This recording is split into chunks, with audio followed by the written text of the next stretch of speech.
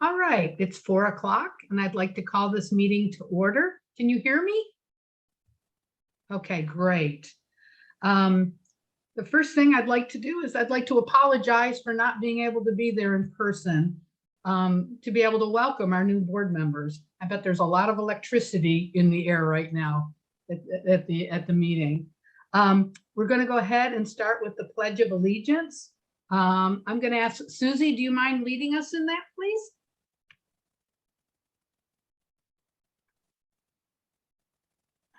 Pledge allegiance to the flag of the United States of America, and one nation under God, justice for all. Thank you. Okay, next, I'm going to have you guys, I think, unmute yourselves because I can't hear you. Right.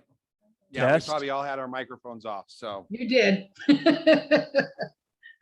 I'll leave mine on right now. Yeah, okay. Next on our agenda is item B. And that is approval of a flexible agenda. So at this time, the trustees, we have the right, we reserve the right to take items out of order to accomplish business in the most efficient way. So if someone would like to make a motion, I'll make a motion to approve a flexible agenda. thank you. Is there a second? Doug seconds. Okay, thank you. Okay, so any public comment on this item? Seeing none. Okay, seeing none. Okay, we'll go ahead and take a vote. All those in favor, I'm going to have you raise your hand if you don't mind, because I can't hear you. You're all on mute. So if you could just raise your hand, all in favor, raise your hand. Aye. All right, no, now I can hear you. Okay, motion passes and I 7-0. All right, next item on the agenda is our consent item.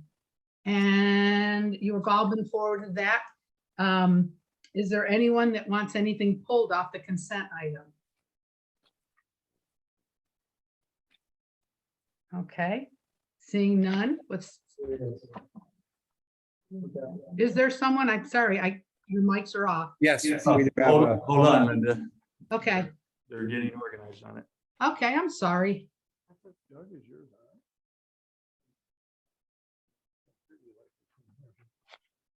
And that would have been items A through J in your packet.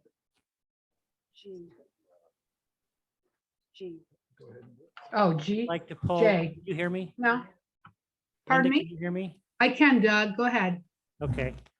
Item G, we'd like to pull till next meeting. Okay, so for grant funding, the application for grant funding, you Yes. want that pulled. We're just gonna pull it off and we're gonna talk about it at the end of this, That's fine. okay? And then we can do with whatever. Okay, so item G has been pulled. Would anyone like to make a recommend? Is that it? Is there any other items? Make a motion that we approve the consent items, except for the pulling of G till later in the meeting. Okay, is there a second? Second. Okay, is there any public comment on this? Or does the board have any comment on this, I should say first, to the board? Before we vote, I would like to make sure that everyone is alerted to the red folder. Within there is item 2F, which is the bullying report. So to make sure that as you approve this item, that's in there. All righty. All right, Linda, we have public Go ahead. comment on the consent.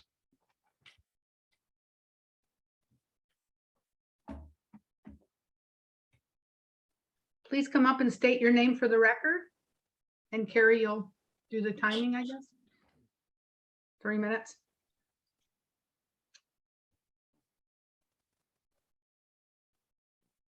Name is Denise Baronio. I am here to assist my stepdaughter speak. She has some items that she came up with during the Christmas break that she'd like to discuss with the board in regards to what's on the consent. She's the- Okay.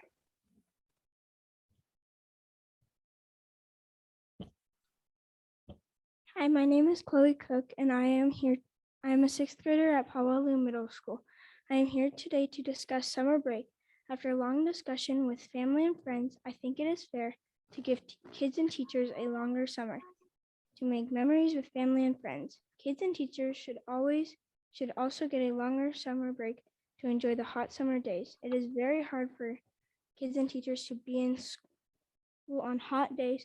We can't focus as well as we could if we were in school during fall, winter, and spring. Kids and teachers also want to go back to school after they have been out of school for a while. With that being said, I think we should keep 2 weeks at Christmas, keep 3 days for Thanksgiving, and keep spring break. I think we should get rid of fall break get rid of our second winter break in February and add those 2 weeks to summer. I'm saying all this because I think summer is a time to make memories with family and friends. I also think summer is a time to visit family and friends. In summer, you are able to take trips to fun, amazing, and wonderfully beautiful places.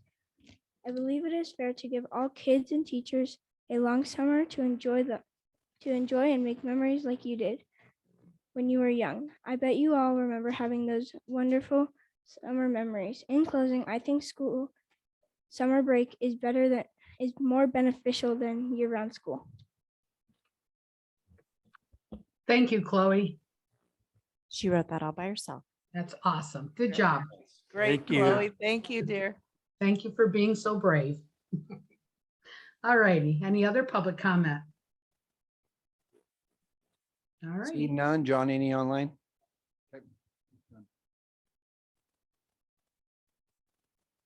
Okay. So we'll go ahead then and take a vote. All those in favor of approving the consent items minus item G, raise your hand. Anyone opposed? Seeing Seeing none, the none. motion, pardon me? No, no opposed. Okay, motion passes 7-0. Thank you. Okay, let's move to item G. Or I'm sorry, G. G. Why don't I have G? Okay. All right. So Doug, you pulled this. Can you tell us why you pulled it or what you're thinking? Have a little discussion here about item G. I pulled it for, we would like to have a chance to look and see more of the programs for the new board members to see what requirements are needed to actually receive the funding,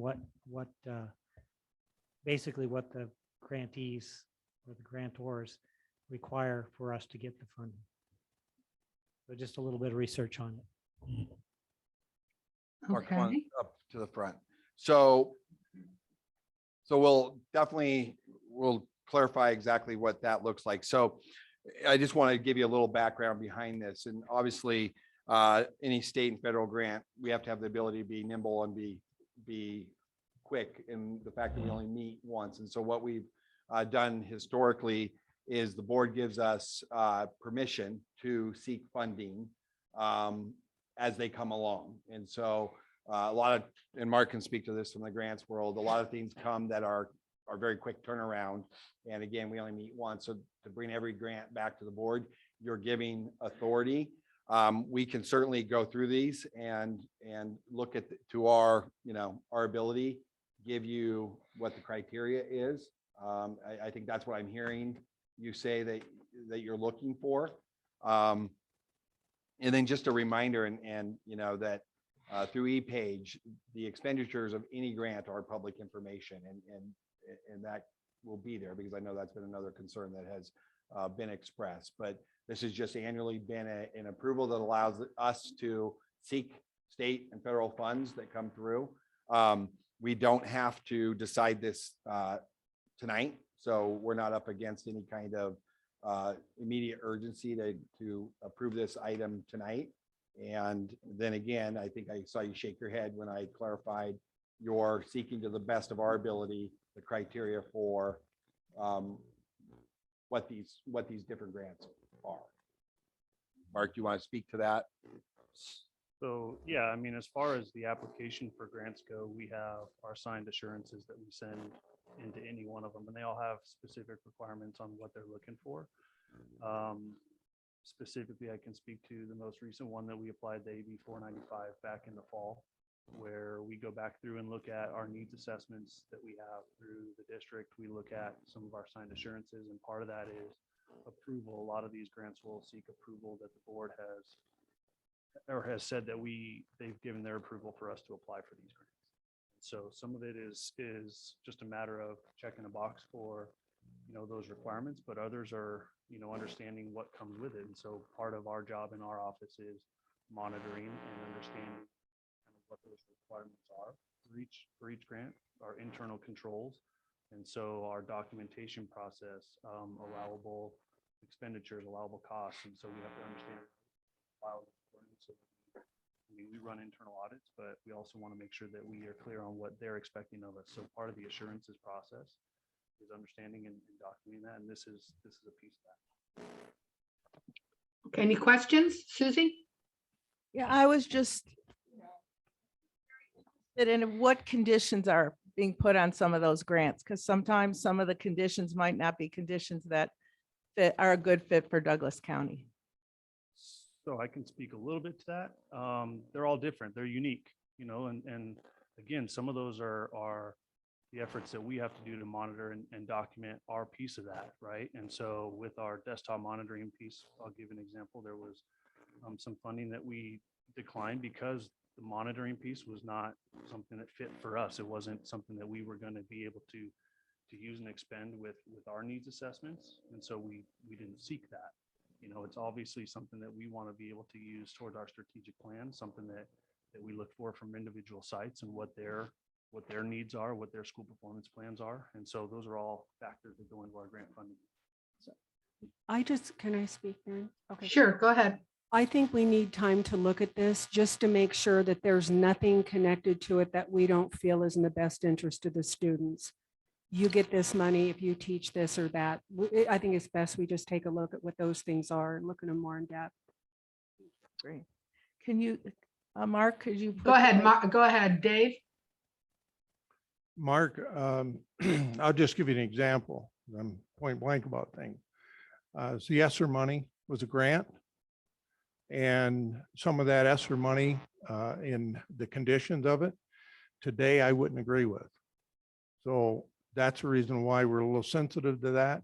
We want to know the details of the grants as they come along. So we know what's going on. We're the ones that basically answer to the community, and that's exactly why we're asking for that. So I want, just so that I can be clear on what you guys would like, is it on how those budgets are created and how that is spent, or how the application works? This is more about the criteria. Is there, it's the criteria of the grant. What are we seeking? What is the purpose of the grant? And then are there any conditions that come with that money? Right. Is what I'm hearing. Correct. Doug? If we could just have, you say there's no hurry as far as needing to prove this meeting. So when a grant comes available, maybe we have one person on the board that gets that information from you that says, okay, here's what the grant is and here's what they require from us for it, just so we can see it.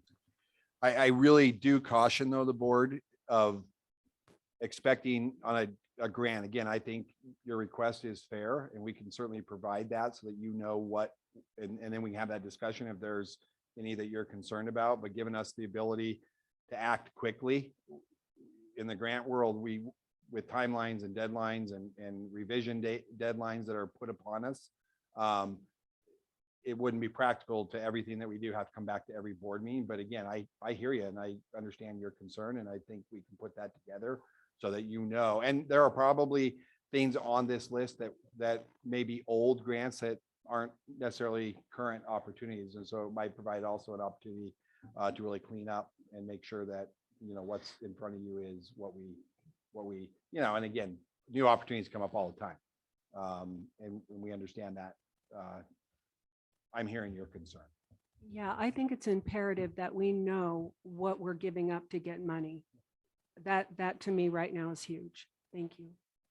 And I would like to speak. I understand that. As we look at this list before us,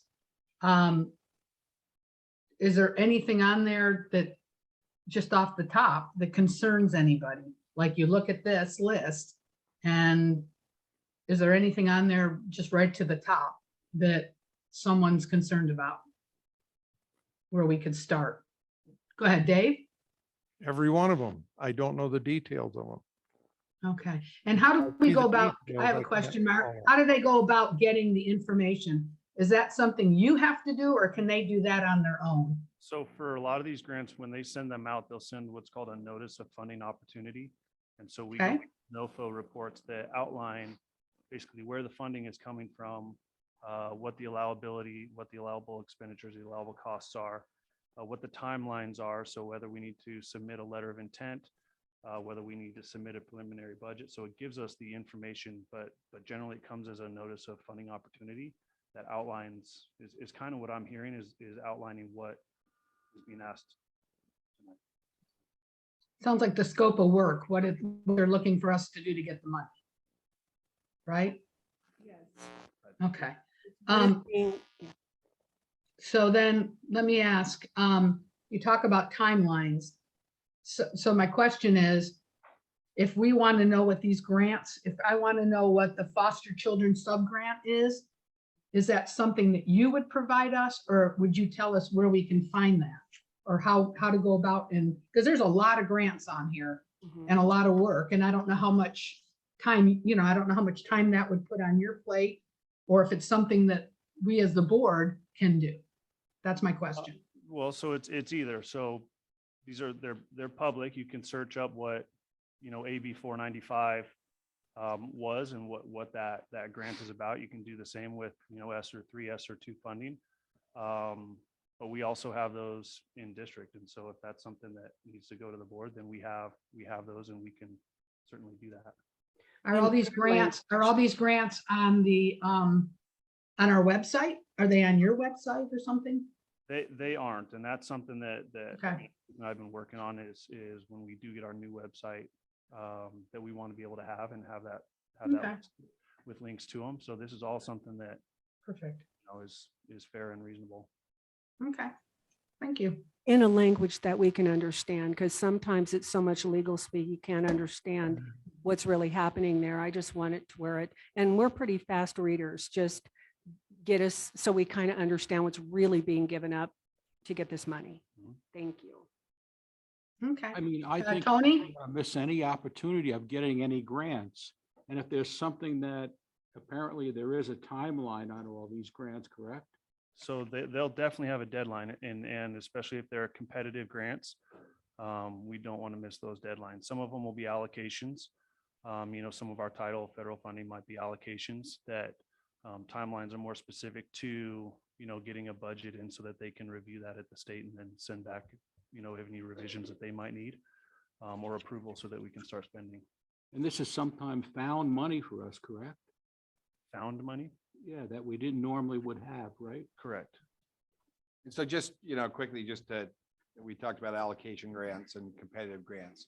So an allocation grant is, the state might get $1 million. And in an allocation grant, Douglas County is going to get 1.2% of that $1 million because that's our percent of the enrollment. So those are based strictly, an allocation grants based strictly on our enrollment in relation to the entire state. A competitive grant is just that. You write a grant and you ask for whatever piece of the pie you want, and then they make a decision whether or not you get that funding or you don't, or if you get all of it or you get part of it. And so there's two different types that we deal with. I think, again, I think this is, it's a reasonable request and something we can put together. All right. Yes, Trustee Burns. I think basically what we're saying, they can voice their opinion. Our biggest concern is what are the conditions? Are the conditions things that may affect and we would not agree with? if those are conditions that are on something, we want to know about it before you go forward. I think that's fair. All right, any other comments? Trustee Jensen? Can't hear you. Gotta get right there, yeah. There have been things in the past that had a lot of conditions on them as far as, masking, things like that, that we just want to know. We want to know what the conditions are before we accept it. I'm in town, call me, I'll come to your office and read it right there. Same here. Thank you. I think we've got a clear understanding, and as Superintendent Lewis stated, that it's not an unreasonable request at all. So, yeah, okay. Thank you. Anything else? Thank you. Thanks, Mark. All right. Do we have to do anything with that item then, Keith? Oops, I lost it. You can just table the item. Okay, we'll table item G. Mr. Enter would like to discuss, provide public comment. Also to our crowd, there's a gray Toyota RAV4 that's blocking someone trying to leave. So if you're the owner of a gray RAV4. All righty. All right, so Mr. John, Enter? Director of Information Technology, John Enter would like to speak to item 2G before we move on. Okay, thank you. Please state your name for the record. John Enter, Director of Technology. I right now, this month, have to apply for E-rate. E-rate funding is federal funding that we receive for reimbursement of our internet connection. It's in the tone of about $48,000 a year. I have to have this application done within the next like 6 weeks. So I just need to know, can I move forward or do I stop?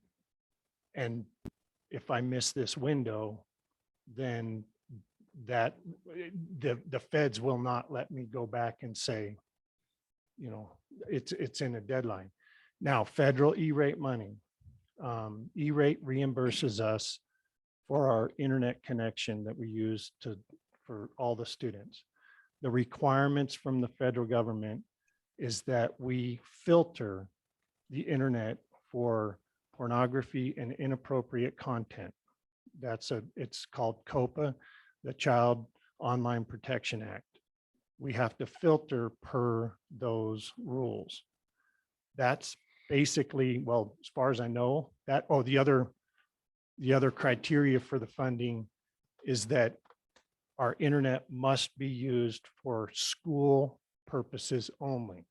So in other words, we can't use the internet for general public. We can't provide internet to the neighborhood, things like that. It has to be used for education purposes. Those are the two criteria for E-rate funding. I just need to know, do I need to stop the application and wait? Or can I move forward with E-rate funding because this is the time when we have to file that application for that? So I just want to make you aware of that so that I need some direction. And so We can go So- through that pretty quickly, actually. So that shouldn't be a problem. We can read through it pretty quickly. thank you. Thank you. So what you're saying, Trustee Approving is Dickerson, two different is you things. want him to send this to you before you approve it? Well, wait. We have to take action if we're given approval, and action has to come from the board. All right. So John, when is your deadline?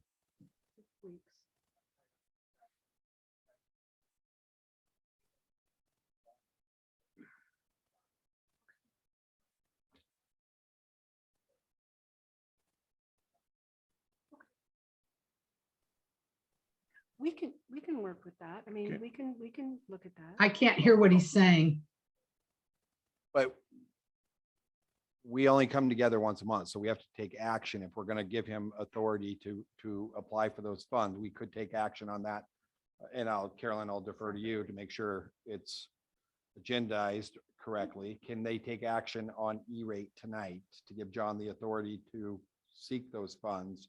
and then come back for the rest of this. So I guess that's what we're asking. I'm good with that. Me too. I might make a motion. Yeah.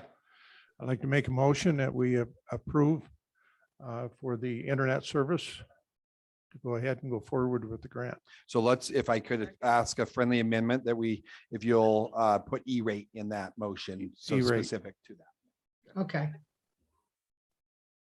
So you, Dave, why don't you made a motion? Can I hear it again, please? I can't hear. Just an educational piece is the lady across from me has to get our motions down. Yes. We may ask you to repeat them tonight, and that's always the hardest part. What did you say brilliantly the first time? Sorry, it's a learning Did you curve. get that one down? I make a motion that we approve the internet E-rate as presented to us I'll so we second can it. move forward for the grant. Okay, thank you. Is there a second? I second it, Tony. Tony, thank you, Tony. Is there any more, any public comment on this? All righty, if you could state your name for the record, please. Yeah, this is Dr. Eldon DeVere Henderson. I understand the urgency, but I cannot appreciate the gentleman saying he comes into this meeting and he doesn't know what the deadline is. Now, that's unacceptable. To come in here and try and coerce this board into approving something when you don't even know what the dadgum deadline is. So there needs to be a whole new paradigm here in terms of how these things are put forward to this board and to the public. And I understand this is something that's critical in order to keep the internet operating. That's a given. But henceforth, I would anticipate that this board will be able to expect reasonable decision-making criteria. There are all kinds of decision theory tools, multi-attribute utility analysis. We could go on for a long time to help explain to the board what the justification is for these various grants. So I'm hoping that the next time we come into a meeting like this, we have better preparation and that we don't come in and say, well, we've all of a sudden got a deadline here. Don't really know what the deadline is, but let's press on and approve this. Thank you very much. Thank you for your comments. Any other public comment? Any other comments from the board?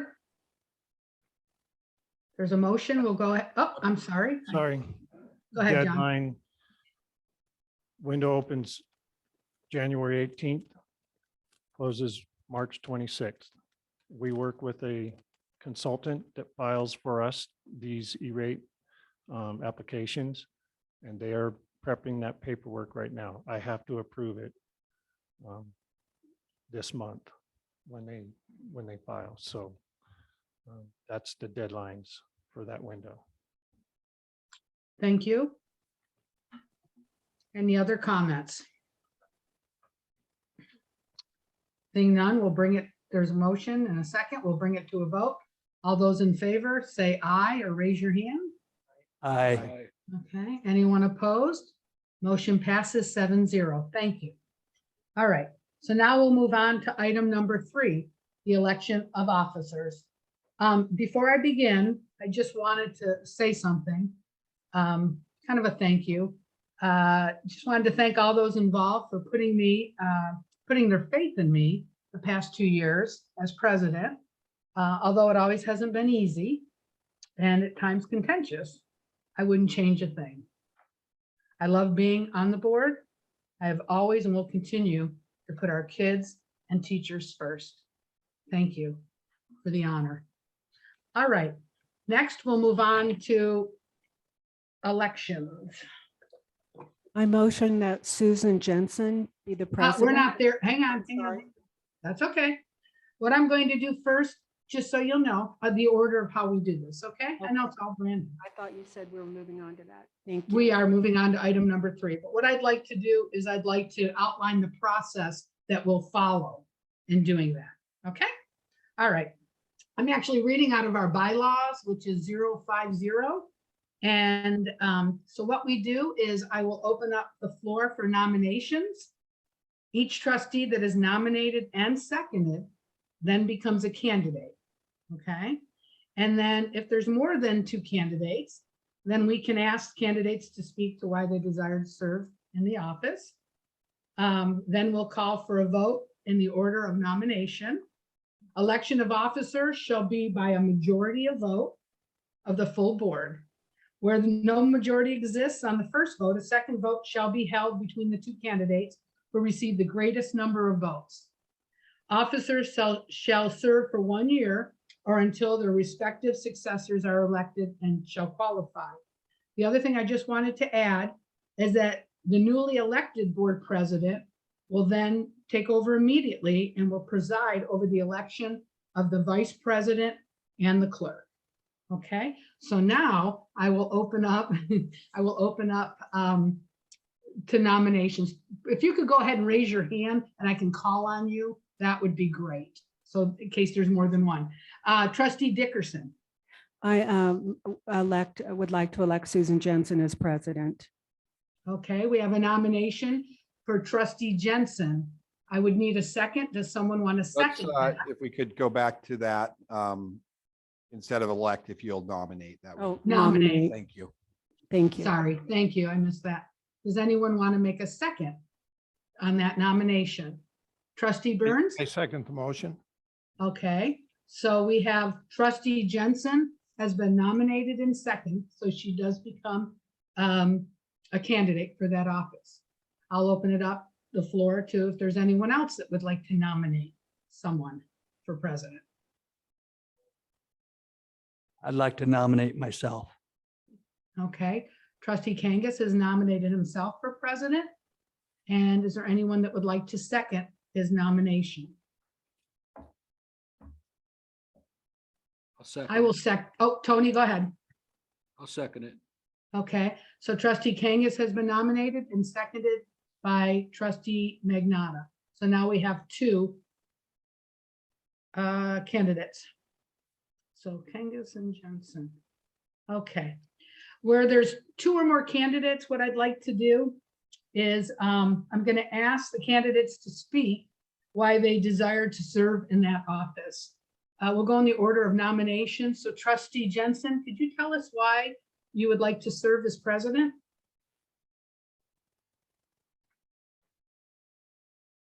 I would like to serve as president so that I could work closely with the board and the cabinet to help make the school district better. I would like, sorry, I didn't expect to have to speak on this. I'm very interested in working on what's going to be on the agenda and working agenda items. And so that way I know I'd be working with Keith closely on what's going to be on the agenda so we could make some progress and do what's best for the district and most importantly, the students. Thank you, trustee Jensen. I'll next turn to trustee Kangas.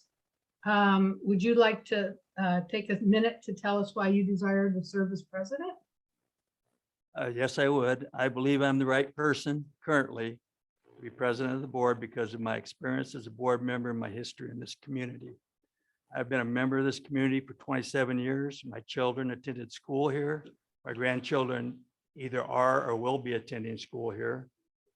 I have completed over 100 hours of training specific to a school board member and have earned a certificate from UNR as a certified public official. I originally appointed to this board and have been reelected twice by this community. I have now served for 5.5 years. 4 of those years have been as an officer of the board. And every year of my service, I've acquired a greater understanding of my role as a board member.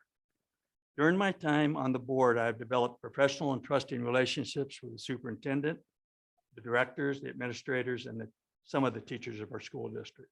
I am open to discuss any reasonable topic. I'm straightforward and an independent thinker I make my decisions and I cast my votes on common sense and knowledge.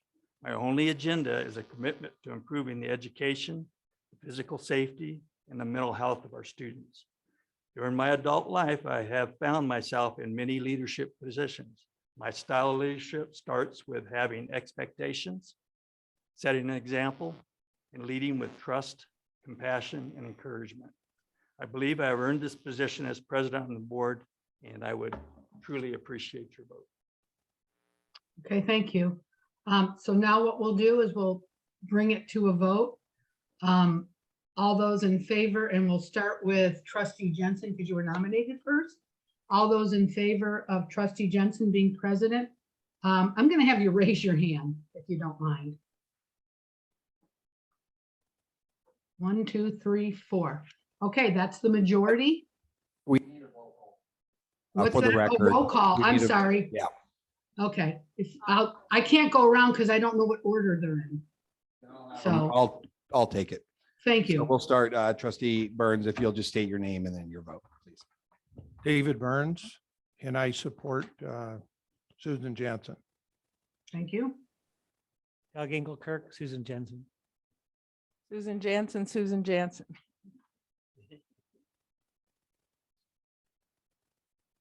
Where you at? Catherine Dickerson, Susan Jensen. Tony Magnata, I support Carrie Kangas. Thank you. Carrie? Oh, I support my vote also. We have a And then- majority, so Susan Jansen is president, and she will assume responsibility for the rest of the meeting. All right, give her the gavel. Congratulations, by the way.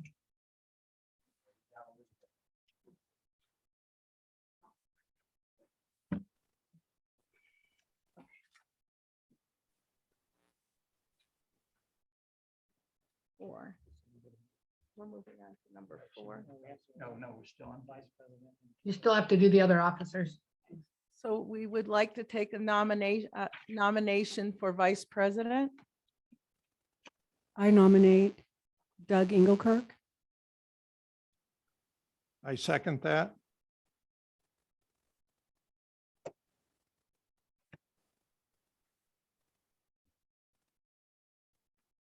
Is there anybody else that wants to be nominated? Yes, Linda, I would like to nominate Carrie Kangas. is there a second?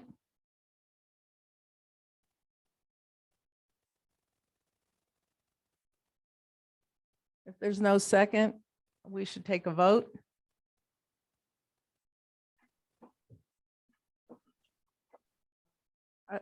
Are there any more nominations?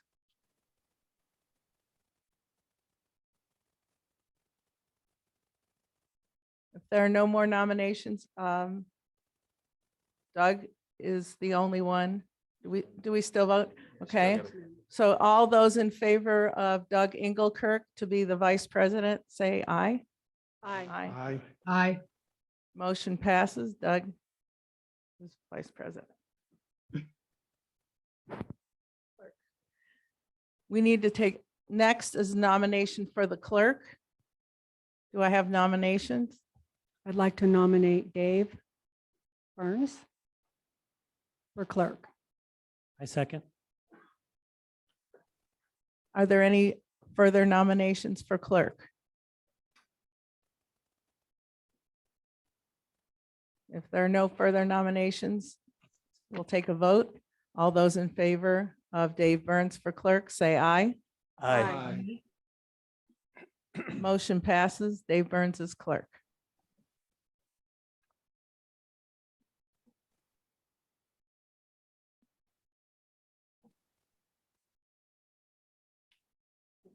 Number 4, annual organization for possible action for NASB. Continuation in NASB. Do you want me to speak to this a little Yes, bit? please. Okay. Thank you. So annually, as part of the January meeting, we make decisions in this agenda item in terms of our continued affiliation with NASB. We also then determine whether or not we are going to name the Record Courier as the newspaper to be utilized for all of our legal required notices. And then we also then obviously approve the board meeting calendar. So I think all of you have been attending meetings long enough to know that there's been a lot of discussion in terms of your affiliation with the Nevada Association of School Boards. And I think it's clear to make that delineation that this is with the Nevada Association of School Boards. We are the board previously voted to continue affiliation. We are paid through, I think it comes up again, Karen, correct me if I'm wrong, in June is when our next renewal will be. And so if you're not prepared tonight to make that decision, that's fine. And we can then reconsider that at a later date.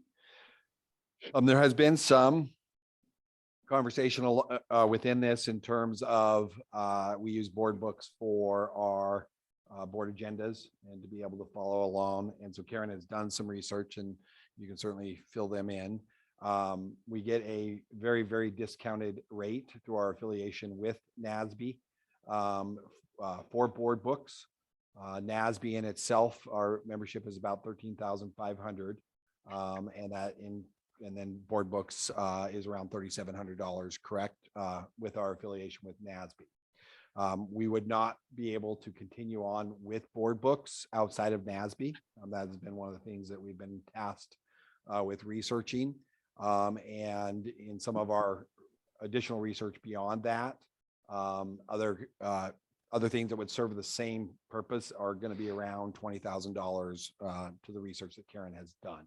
So I just want to put that out there. And again, we don't have to make that decision tonight because our membership, like I said, goes through May. So through June, and then it's in July, which would make sense for the fiscal year. Question? Yes, Doug. Yes, Oh, Doug. sorry. You might have to tell me I'm not president. So basically you're talking, when you did some other research, 20,000, that was for something to replace board book, or that was to something to replace NASB? Okay, thank you. Can I motion to table this till the next meeting? Yeah. So we have classes coming up. We're going to be going through that. I'd like to get a feel for this before we actually do anything with it. Thank you. And before we get a second, I'd just like to say my opinion on, I think that NASB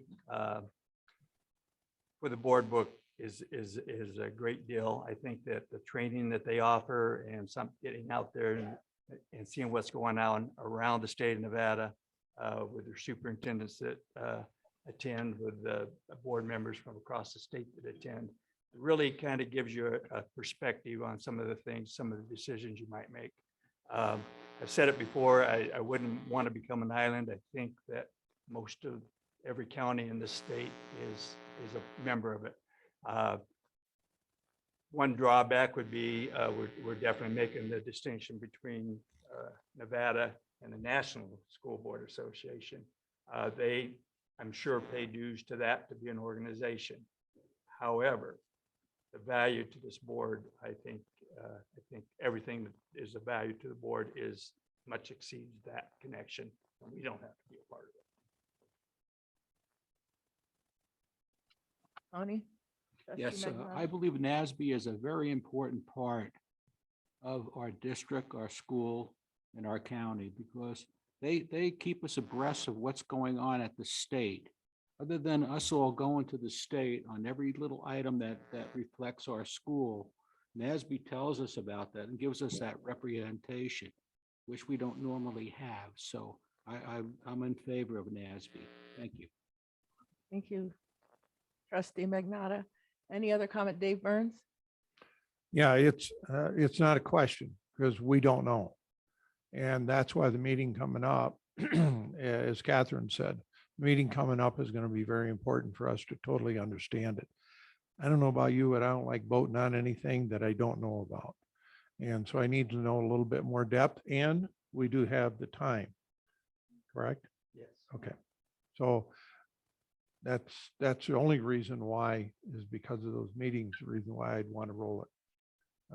Kick the can down the road. So would some, I will second the motion by. thank you.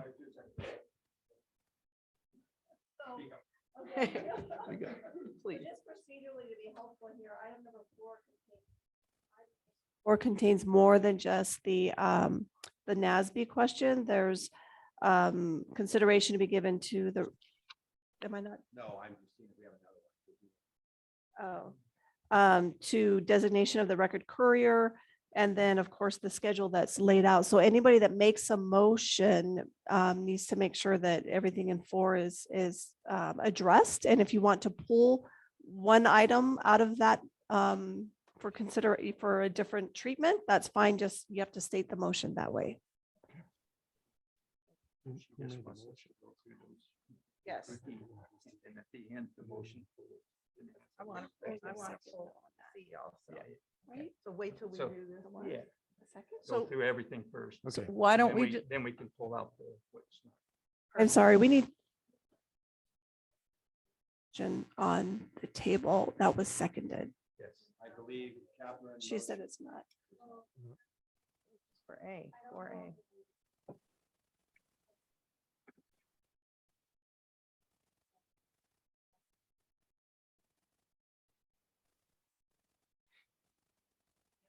And just to be clear, if we want to restate the motion in a way that's more clear, you can withdraw your motion and you can withdraw your second. Withdraw my second. I withdraw my motion. So just for procedure, because we have 3 items in number 4 here, 4A. can we just make a motion to the state of 4A? Or you can continue the discussion on the rest of them and then make a motion at the end of the discussion of all of them. Okay. Can we go to B? For clarification, can we split them up? Because they're all different. We want to probably vote different on each one of them. In your motion, you can state the difference, if that makes sense. Yeah, it does. Okay.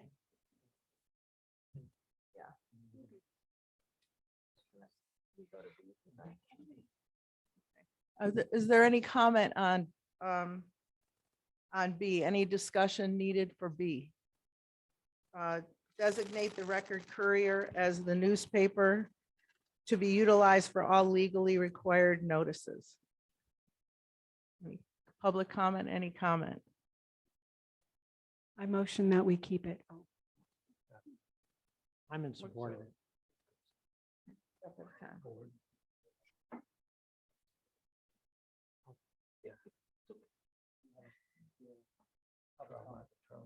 But we need to get a motion first.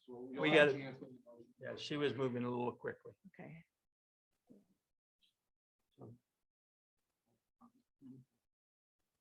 We have to go through all 3 items. Yes. Okay, so now Dave Burns. Yeah, and B, I mean, we don't have a choice. It's the only newspaper here and we do have to have it by legality. So, Is that a motion? We're not going to do a motion until we're all done, right? Okay. right. Okay, so now any other comments from the board on 4B? Any public comment on 4B? Can ask for the public comment after there's a motion on the Oh, floor. okay. Thank you guys for your patience with us. You Yeah. wanna do this? I mean, Up and down. Okay.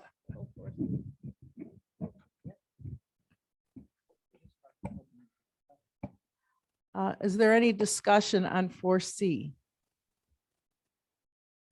Good.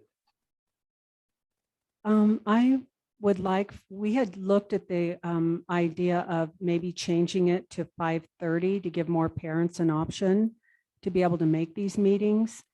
That's my thought on that.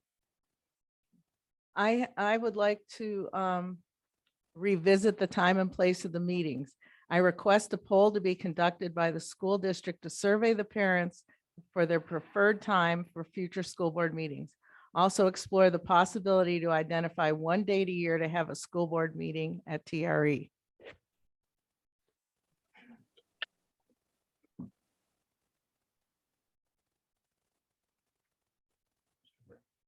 Mr. Burns?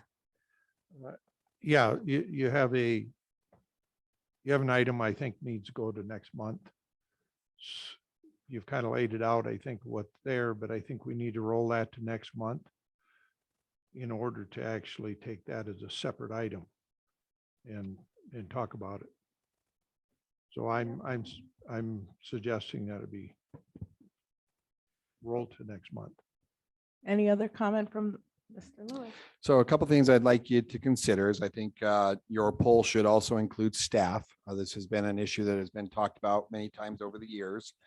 And we used to start later, we used to start earlier, and 4 seemed to be a good time for staff. So you may lose staff the longer you move it back.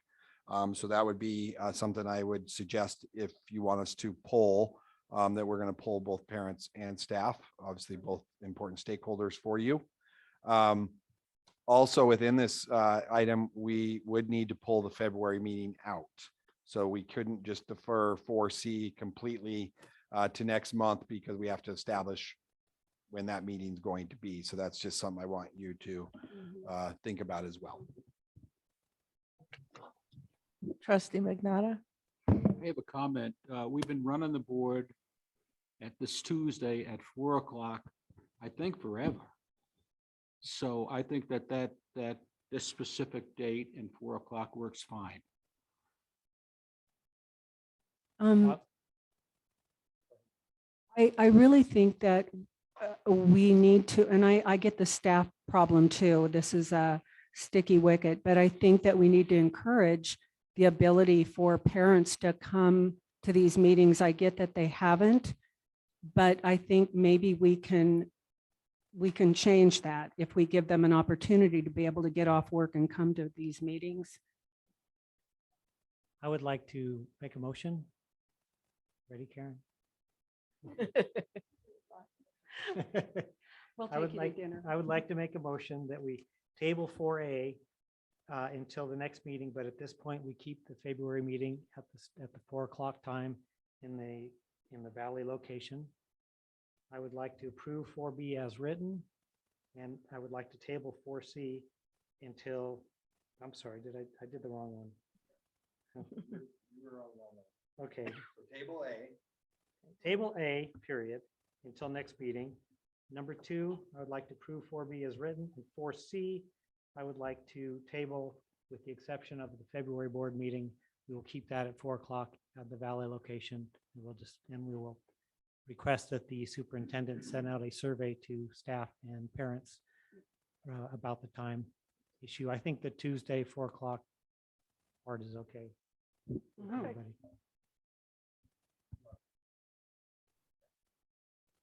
February 14th meeting will remain at 4 o'clock in the lake, right at the Valley. I'll second that motion. Thank you. Is there any public comment?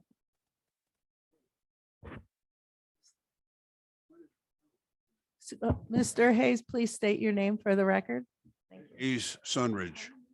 As a veteran of more meetings than I can remember, one of the important things of having a microphone is so that you can be heard by the audience, and second, it can be recorded for future review. I would recommend that the people with microphones follow Mr. Lewis's and Mr. Burns' style of speaking into the microphone, and not being back here and expecting everyone to hear them. We came here to learn, to listen, to comment, and the low volume that several have been using is just not helpful. Thank you.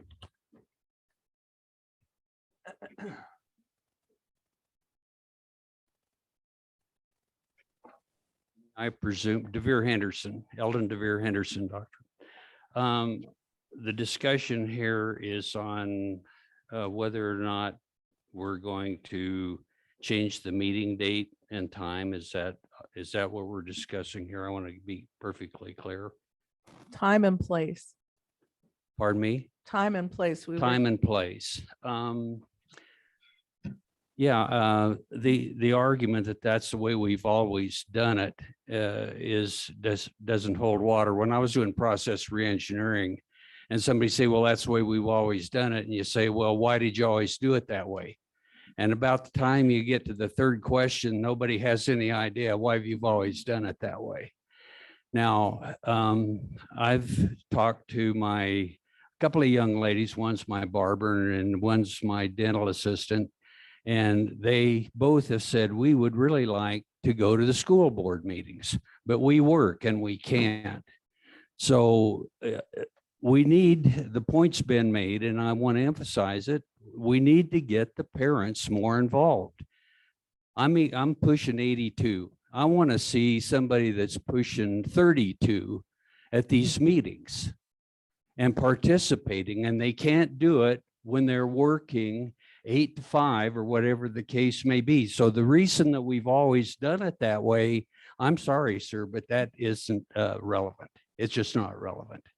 And this venue here had to wade through 3 inches of water. I don't understand why we can't just have it at the courthouse where all the other county meetings are held, and there's time that can be made available some evening of the week, I'm quite sure. So it needs to get changed so that the parents can participate. They're interested.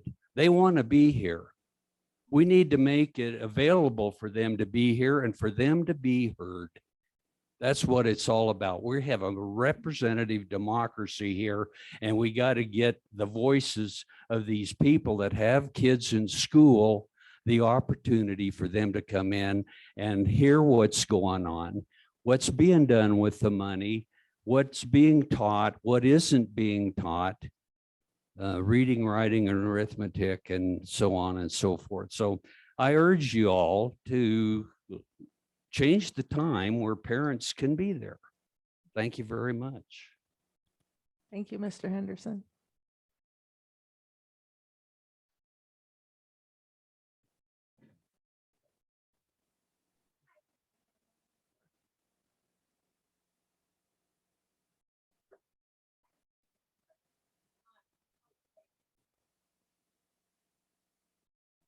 Thank you.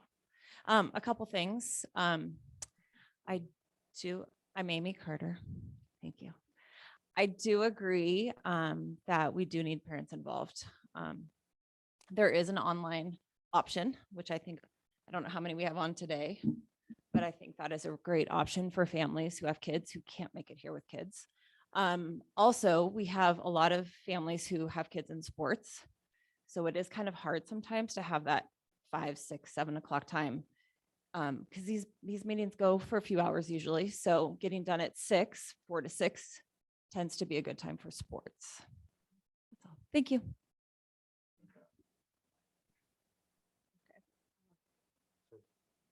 John, oh, wait, Tony. Well, we're in public comment right now. Yes. Okay. John, yes, could you please enable somebody online?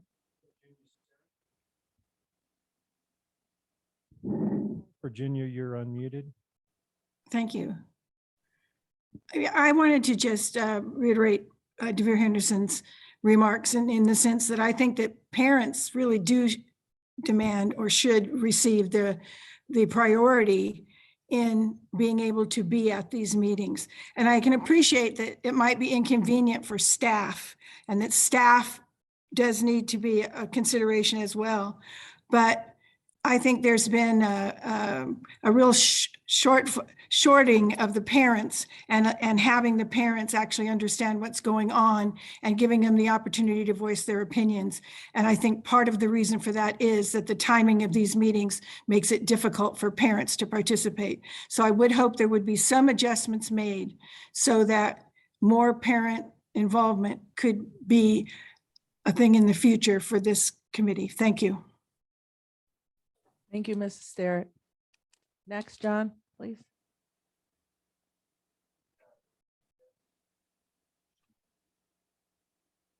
Just please make sure that they state their name for the record when they. Thank you. Hi, my name is Jessica Schnoll. Hopefully you can hear me. I just want to say I am a parent of a student up at Zephyr Cove Elementary. Having the online option is fabulous. There are several of us from Zephyr Cove they can't always make it down to the meetings, especially when we're in the middle of a blizzard like today. And being able to listen online as I'm cooking dinner for my kids right now, just pop my headphone in. A lot of other people do that as well. So as long as the online portion is still there, I think 4 p.m. is fabulous in the sense that it's just in my calendar, Tuesday at 4 every month. Here's the meeting. I would love to see a little bit more, accessibility for the lake if possible, just because having just the one meeting up here is a little tough sometimes. But otherwise, parents are involved. They are listening. They may just not always be speaking up during the meeting. So, but we are here. Thank you. Next, we have Casey Rogers. You're unmuted. Hi, Casey Rogers for the record. I just wanted to make a suggestion. If there's any possibility that maybe if you send out the survey, maybe you could send it out in a text version to all the parents and ask them what their best time would be. I make that suggestion because today I got on the Douglas County website and noticed that there's a survey on there for our kids again, and that the parents have an opportunity to opt out, which I was not aware of.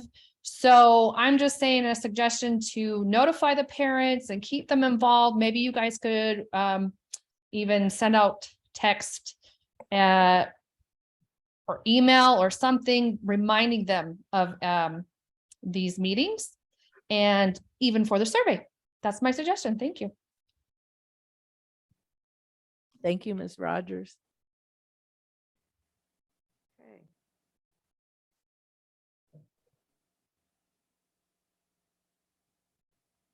There's nobody else with their hand up online. Trustee Magnata. I don't know if this is right, but in the past, part of the protocol was when we have a speaker make a comment that they sign the sheet there. Is that true? Yes. Would you like me to go back and have them sign a sheet? I think that's a good idea. Pardon, Mr. Lewis?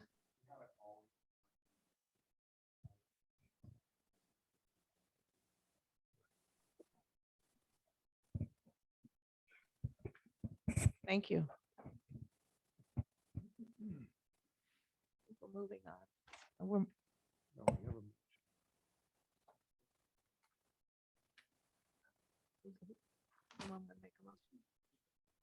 Okay, we just have to vote. So the motion that is that we are going to, this is for A, B, and C. So A, we're going to table to, we're going to pull to next month. Yes, sir.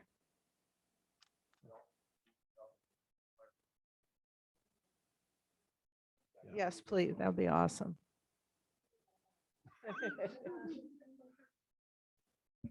Until the next meeting, approve 4B as written and 4C.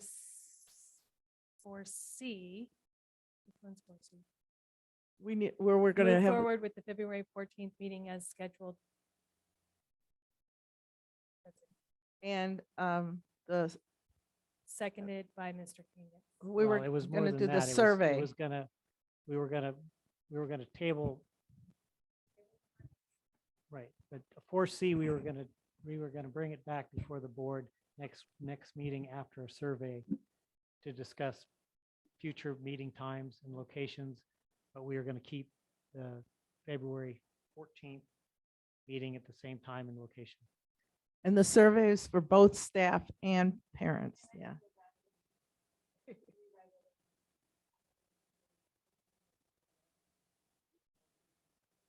We ready to vote? All in favor?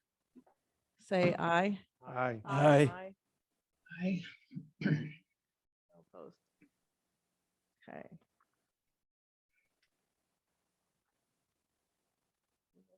Number 5.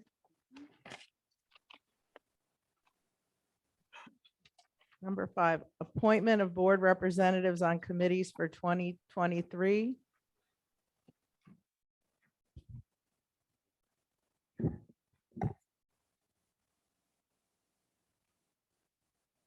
discussion for possible action. The board will make recommendations for representation on numerous committees and boards. It will take action to designate a representative and an alternate representative for each listed body.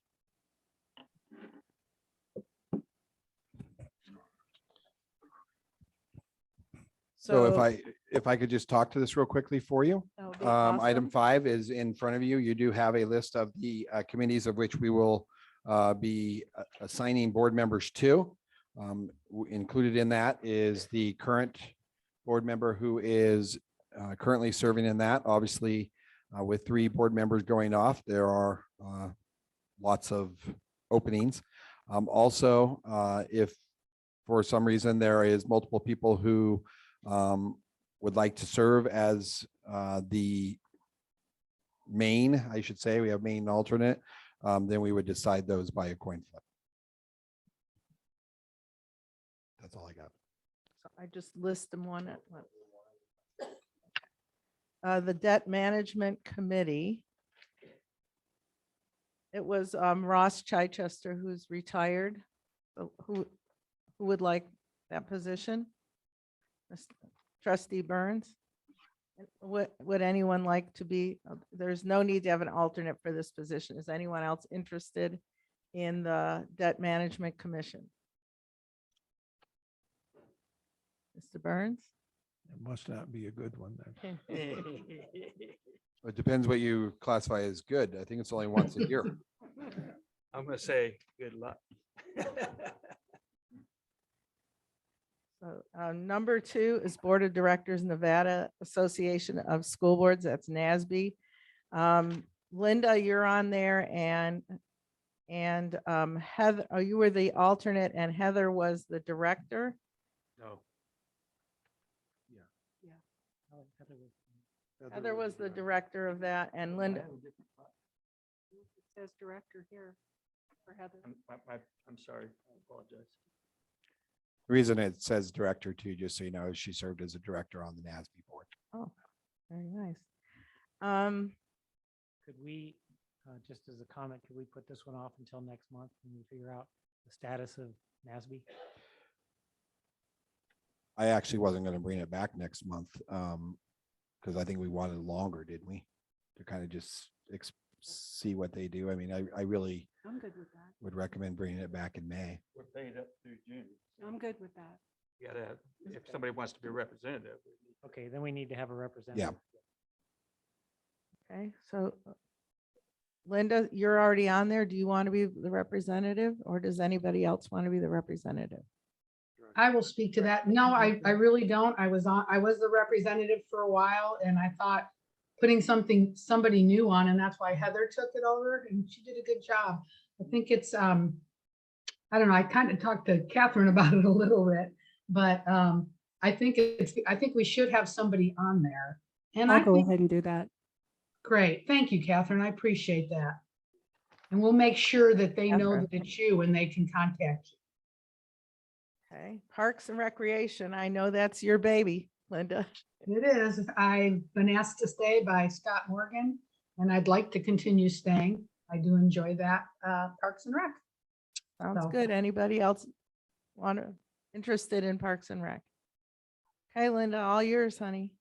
Thank you. I appreciate it.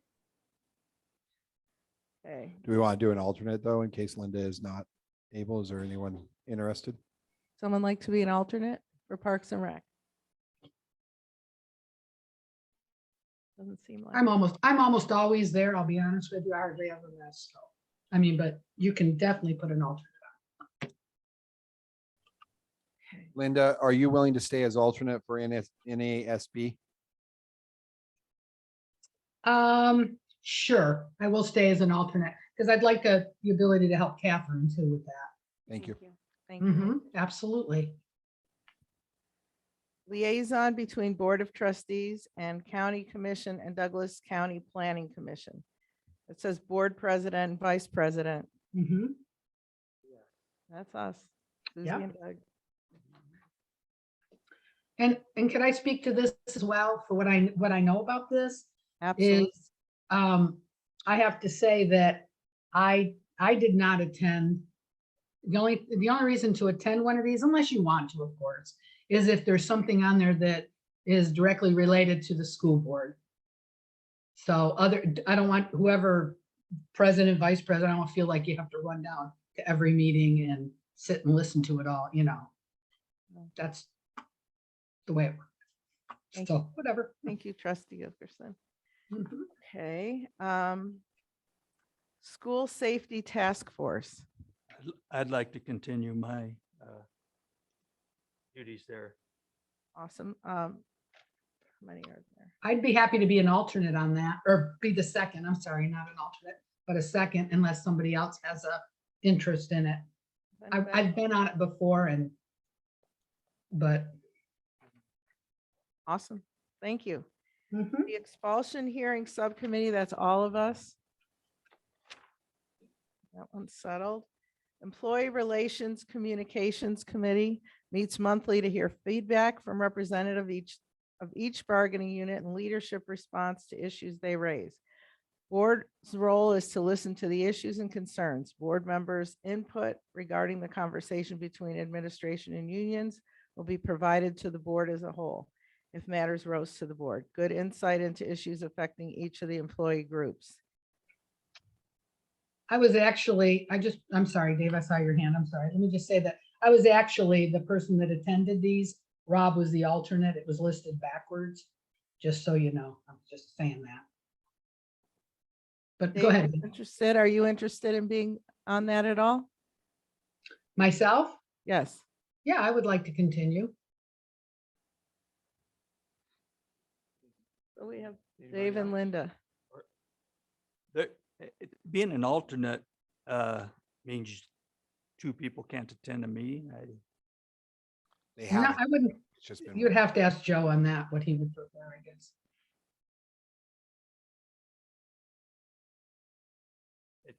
Okay. So Dave, did you want that one, means you know unions? Is that what you were saying? Yeah, I'm on the first one, yeah. And Linda's an alternate? No, I I'd think like what to be Linda was considered saying for is the Linda, person. This is backwards. Oh. Linda was the person. I was the main that was person. involved. They both I want to, attended. so do you have a, Coin flip for. Do you want a coin flip? Oh my gosh, I love it so much. Linda, I'm hearing you say you want to stay in that position.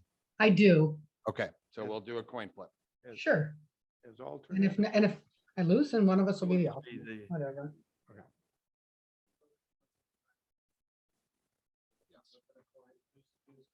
Who's calling? We don't vote on this as the majority type thing? No. Linda calls it. Hey, Linda, heads or tails? I will call, I don't want to call tails. This is Nevada. Okay, tails. And then, so Linda, it was tails, so you will Okay. serve, and then, Dave, are you willing to be the alternate? Okay, And Dave, just so you know, if I can't attend, I will call you and text you and let you know. I'll give you a heads up, okay? Okay. perfect. Thank you, Linda and Dave. just for the record, people may be wondering, we actually did have a discussion on how we would resolve tiebreakers, and It works. So. Okay, Liaison to Family Involvement Team meets every other month, approximately 1 hour each, attended by principals and a parent from each school. Topics are usually presented by parents for discussion. Doug, you were on it last time. I'd like to continue also. Okay, In Doug fact, I and was the Kim. lead guy. Oh, you were? Keep I looked Carrie at, as the lead guy. perfect. Once I figured out where the meetings were. I moved. Gary and Doug as alternate. Perfect. Thanks, Okay. Doug. Thanks. Thank you, Doug and Carrie. Liaison to Liaison to Tahoe Douglas Chamber of Commerce. That'll stay you, absolutely. Okay, that'll be Doug. Liaison to Carson Valley Chamber of Commerce. And again, it's backwards. Sorry. I don't know why it's like that, but I attended all the meetings. And I'd Perfect. like to continue. Okay, thank you, perfect. Okay. And also, I mean, just, let's do an alternate on the chamber, but again, I think that Okay. chamber really is open to anyone that. Dave. Okay. Thank You got to make sure that you're asking if anybody else. Is anybody else interested in being the alternate to the alternate for the liaison to Carson Valley Chamber of Commerce? Actually, I think what Dave is saying, is there anyone else interested in serving in that? Oh, capacity. Is that Okay. right? Is there anyone else interested in serving as the lead to the liaison to Carson Valley Chamber of Commerce? He's the Linda alternate. is. Okay. Okay. And is there anyone who wants to be an alternate? Oh, that was your hand, his hand. Up. Sorry for the question. Career and Technical Committee. Approximately 4 meetings per year during the school session, approximately 1 hour each. Meetings at 4 o'clock in the Douglas High School Media Center. Presentations include information from CTE programs and plans for potential CTE programs, board members' roles to provide background on the conversation that members of the CTE committee participated in that may rise to the board level. So, I'd like to continue. okay, anyone else? If I could offer up, Madam Chair, my name is Cade Balaga. I'm the Career and Tech Ed Administrator for Douglas County School District. The 4 o'clock meeting has changed. I surveyed our committee and parents and staff. There will be 2 more meetings for the duration of the year. I do not have the dates in front of me, but they're on my Chromebook. So they will be at 3 o'clock on Tuesdays. And again, that's after doing a survey and engaging all stakeholders. And that's where the majority of people can make it. Thank you very much for the information. I'd still like to be on that committee. Would anyone else like to be on that committee? Tony, would you like to stay with the committee for career and technical as an alternate? Perfect. Okay, perfect. So, yes. Trustee Burns? I'm a little confused. Tony was the lead and you were the alternate on here. I think it was the other way around. Again, I think So that, I think there's you some were the technical- alternate? See, it's just written. Okay, so this is wrong. Okay. No problem. I know. It's all fixed. Sorry. We'll be, you know, we'll just ask each other, right? Any further discussion on the Career and Technical Committee? Okay, we'll move on. Legislative Liaison Board President or Vice President. I definitely want to do that one. Doug, would you like to join me and be the alternate? Perfect, thank you. The next one is Douglas County School District Construction Maintenance Subcommittee. Tony, anybody else? Doug?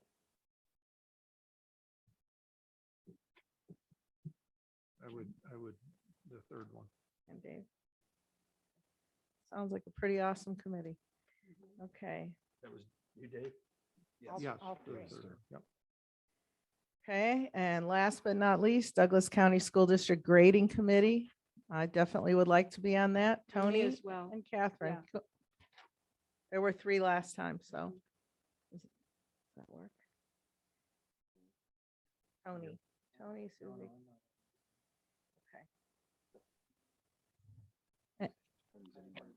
Tony, Susie, and Catherine. Any further discuss? Yes, Dave. Yes, Trustee Burns. You skipped the gifted and talented because it temporarily disband. Yes, I sir. think we need to put Bring it in back. following next month or whatever on the agenda to discuss that. Maybe we get a little bit more details from Superintendent Lewis on this and discuss this. So hold that thought for the future agenda items. Yes. So don't forget it. I'll Thank help you you. remember. Any further discussion? If I could go backwards and nobody has a problem with that, I would like to be, make this very clear.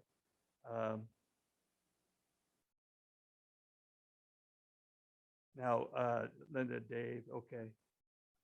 I don't think I have room to wiggle. So I'm sorry for wasting time. Okay, any further comments? On number 5? Do we have to? Okay, Yeah, we need to. yeah, approve the appointment of board representatives. I'd like to make a motion to approve the appointment of the board representatives. Second. Okay, let's- Now we've got it. There you go. okay, Have some fun. okay, let's take a vote. All in favor, say aye. Aye. Aye. Vote carries unanimous. Introduction and special recognition, SG and CR. So, Number 6. yeah, just a sec here real quick.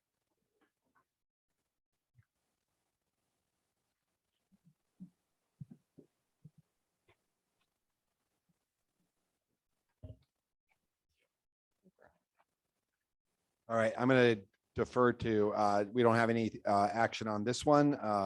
The news I'll just share it in number 10, good news. We're on to the next agenda item. Okay, oh, number 7? Yeah. Sorry.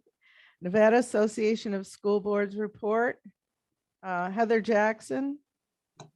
Hmm. Is she online? Is Heather online?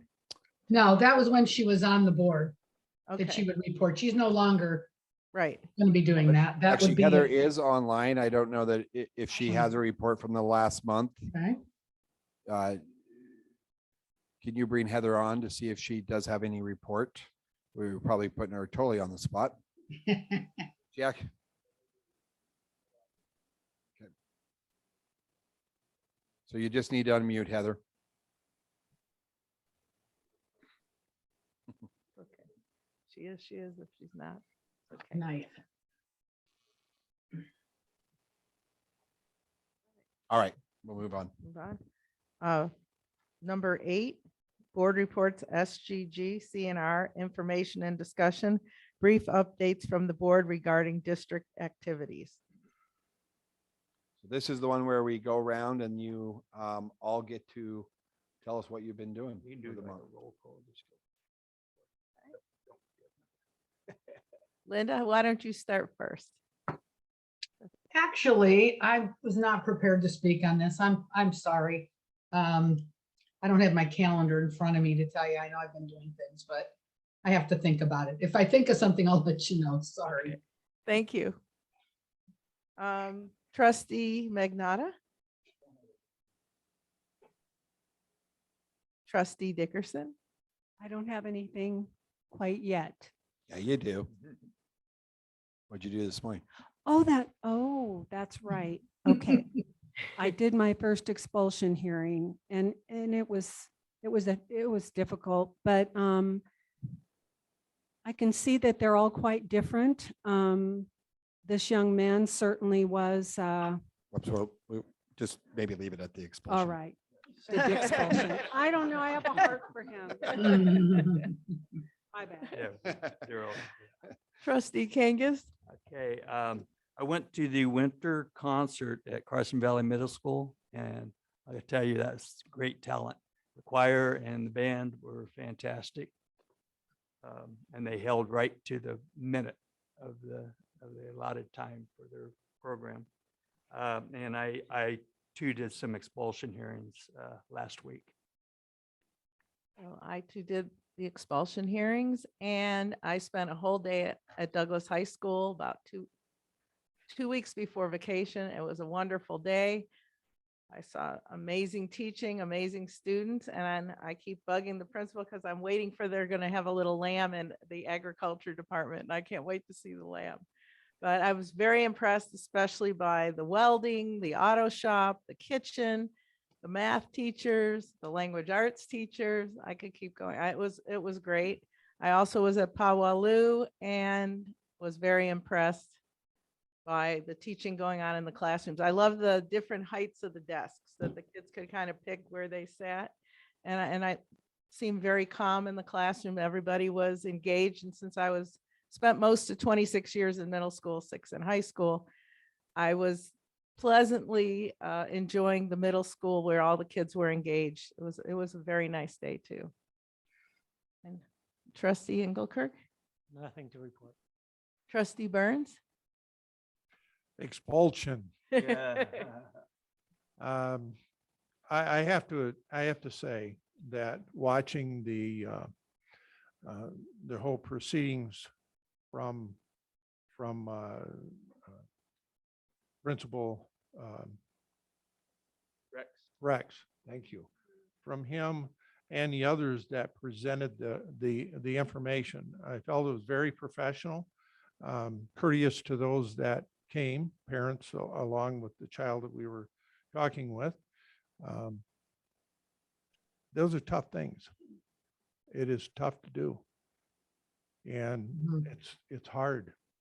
If you care about kids, it's hard. But you have to do what you have to do to protect the rest of the school system, the rest of the kids and the teachers and everything. Sometimes you have to do it.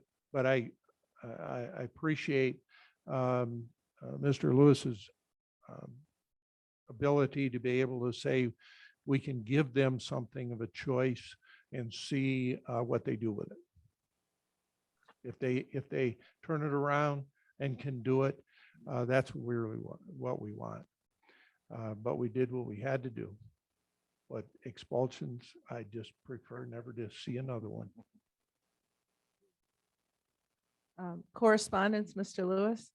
So this is if you've received any correspondence as a board. So often you may get a letter, the whole board gets a letter, or you specifically, and just share that you received any communication if you have. Some months there's none. Good news. Oh, Tony. Trustee I McNaught. don't know if I mentioned it the last meeting, but I attended the science fair at the high school, and I was totally amazed by what the kids presented, what they knew about, what they were talking about, as far as, they had a whole thing, on cattle and all sorts of different presentations. It was totally amazing. So thank you, students. Thank you. Trustee McNaught. Number 11. 10.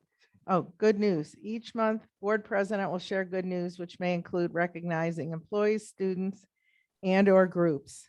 So Linda, that would still probably be you. Yeah, again, I don't have anything for that today. I do. And I really wanted to change that if we could, to anybody could do good news. It doesn't just have to be the board president. If anyone has any good news they'd like to share, I think that's awesome. So that's just my 2 cents. All right, so I Pardon? received a notification yesterday. There was a US 395 Southern Sierra Corridor Study Art Contest. A lot, that's a mouthful. So US 395 Southern Sierra Corridor Study Art Contest. And so we were notified by Matthew Bradley of INDOT. The Douglas County had several students who participated in the art contest. And initially he had planned to select one winner from each of 4 age groups. But having received so few entries, he declared them all winners, but in no particular order. Avery D. from Pinion Hills, Calvin C. from CC Manili, Clara T. from Scarcelli Elementary, and Gianna C., Cashel B., and Miley V. from GES. He went on to say that Avery D., who was the student from Pinion Hills Elementary, produced a delightful entry that was created in such a manner that he believes they can digitize and refine to become the logo of the study. And so I just wanted to share with you the students' participation in that. And it looks like if you see the logo of that study, that may have been done by a Douglas County School District student. So pass that on.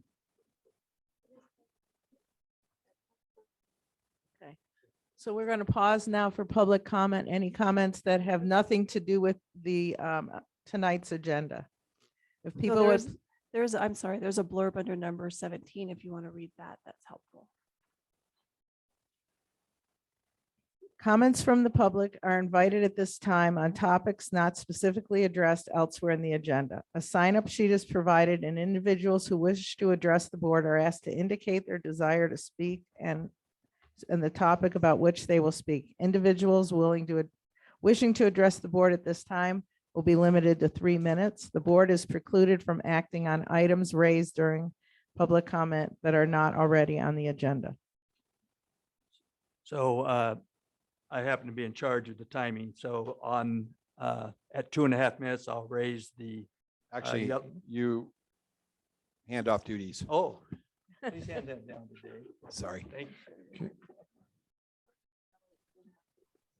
You have I'll the- the red. Oh, we don't. Okay. Can I? Yeah.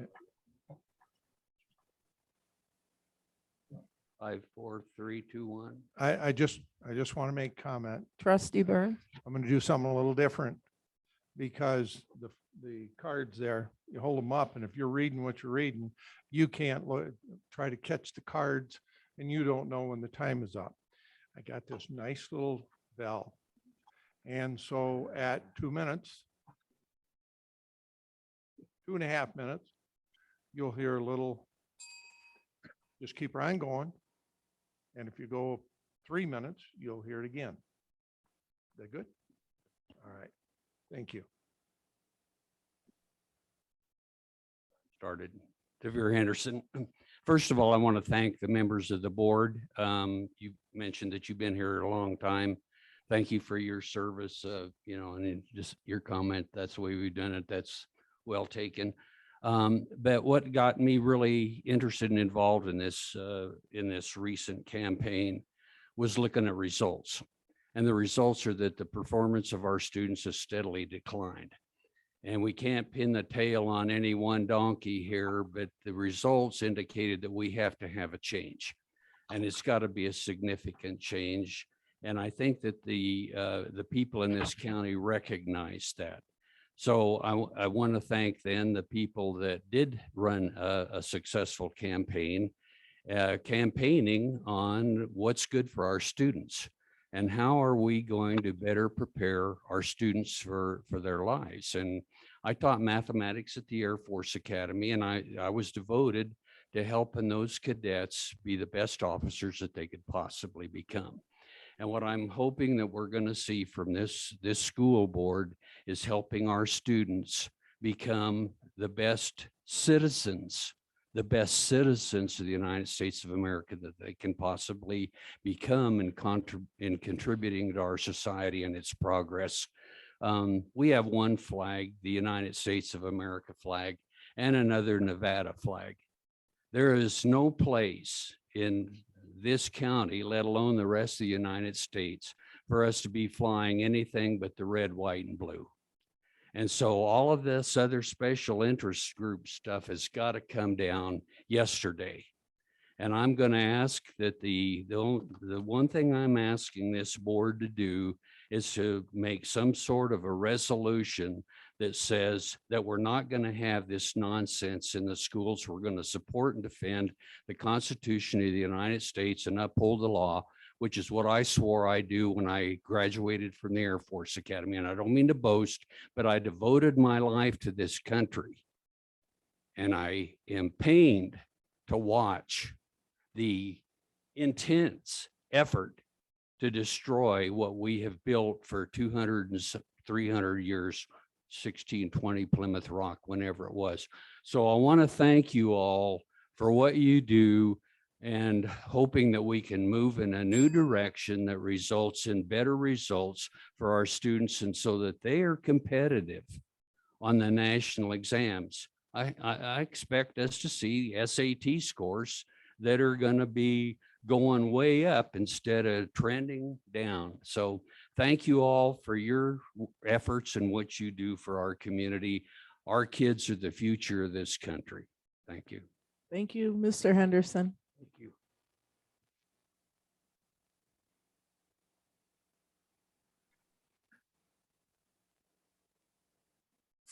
Is that on? My name is Stephanie Christensen, and I actually would like to speak on item agenda 19, but the way the agenda is written, will there be a public comment for that agenda item? Would you like me to wait or would you like me to speak now? Parent Advisory Committee.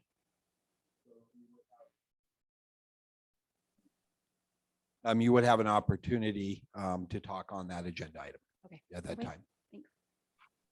Even though it's not an action item, President Jansen, will we open that up for public comment? Of course. Okay. My name is Nicholas Meyer. I would like to welcome all the new board members to the board. You know, I've been attending board meetings now for about the past 6 months. And one of the reasons that I decided to start attending board meetings was because I was concerned about the academic performance of students in this county. Looking at test results, proficiency results from major U.S. educational institutions like U.S. News, who puts out studies on all school districts in the United States. Douglas County has shown a consistent decline in academic performance since 2010. Now, some may say that that's due to changing testing criteria. Some may say that that's due to our 11th graders, all of our 11th graders having to take the ACT test because of Nevada revised statutes. But one thing is very, very clear. There is no clear definition by this school district of how children are tested, when they're tested, and what they are tested against. That needs to change. Parents need to understand when their child is going to be tested, what they're going to be tested against, and the results need to be published on the website. That is the only way that we get our arms around academic performance. So I would encourage this new board. I understand that the website is going to be rebuilt, but there needs to be very clear communication to parents about when their child is tested, what their child is tested on. The proficiency metrics of this school district, quite frankly, are awful. And I don't know where the disconnect is. We've got 50% of our students that are not proficient in math. More 50% that are not proficient in English arts. Where's the disconnect? Why are they not proficient? Is it because what they're being tested against, they are not being taught to? But this board needs to get to the bottom of that. Thank you, Mr. Meyer.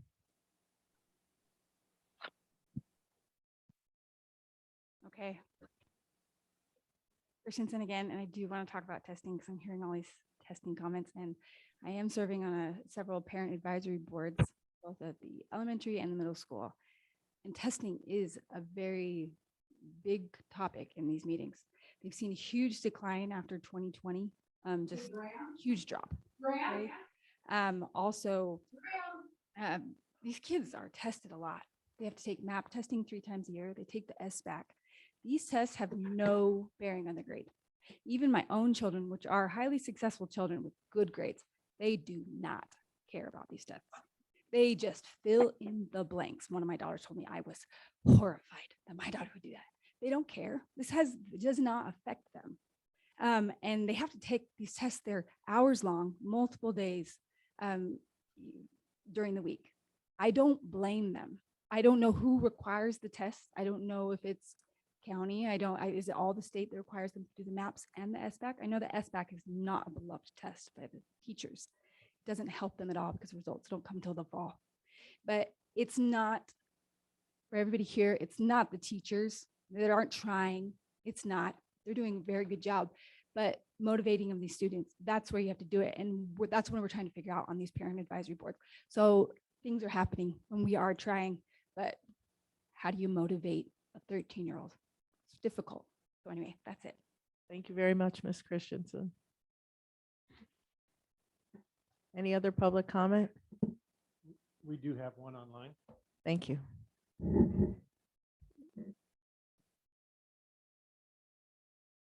Casey Rogers, you're allowed to talk. Casey Rogers for the record. If I don't finish in this public comment, I will finish in the last. Just making sure everybody can hear me. Yes. Okay. I'm actually coming to the new board that is here. I'm going to ask you about something that I feel like was an impropriety on myself. I'm asking you to remove a trespass violation, citation, ticket, whatever you want to call it. In September 24th, 2021, I received a knock on my front door after I had attended a meeting up in Wattell High School, a town hall meeting that I got to sit through the entire thing. And later, a sheriff came to my door telling me that I was being 86th from all Douglas County School property because I wasn't wearing a mask at that meeting. I will tell you that there is not any definition in any of the law books that I have found to show that you can legally trespass somebody for not wearing a mask.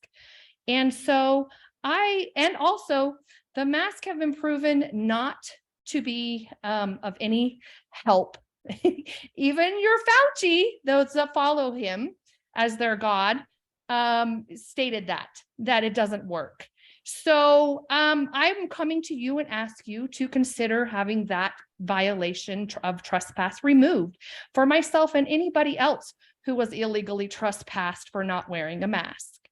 I will state publicly that I did go 3 days prior to going to that meeting to the sheriff's office asking if there's anything that I could do about the violations of them putting masks on people.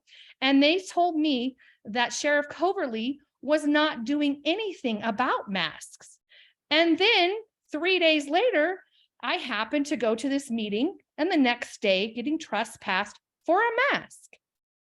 Therefore, I'm just coming to you and asking you to either add it to your agenda today, since you have a movable agenda, looks like, or adding it to next month's agenda to discuss and have removed. I will also be emailing you all the information and details on this and requesting that it's added to be taken care of. Thank you.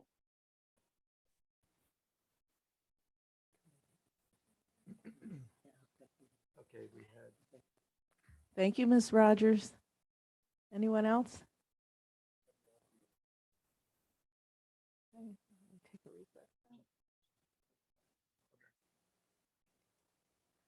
Okay.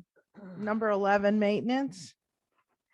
Maintenance and project report information only. Director of Facilities, Phil Demas, will provide an update of Douglas County School District's current and future maintenance and construction projects.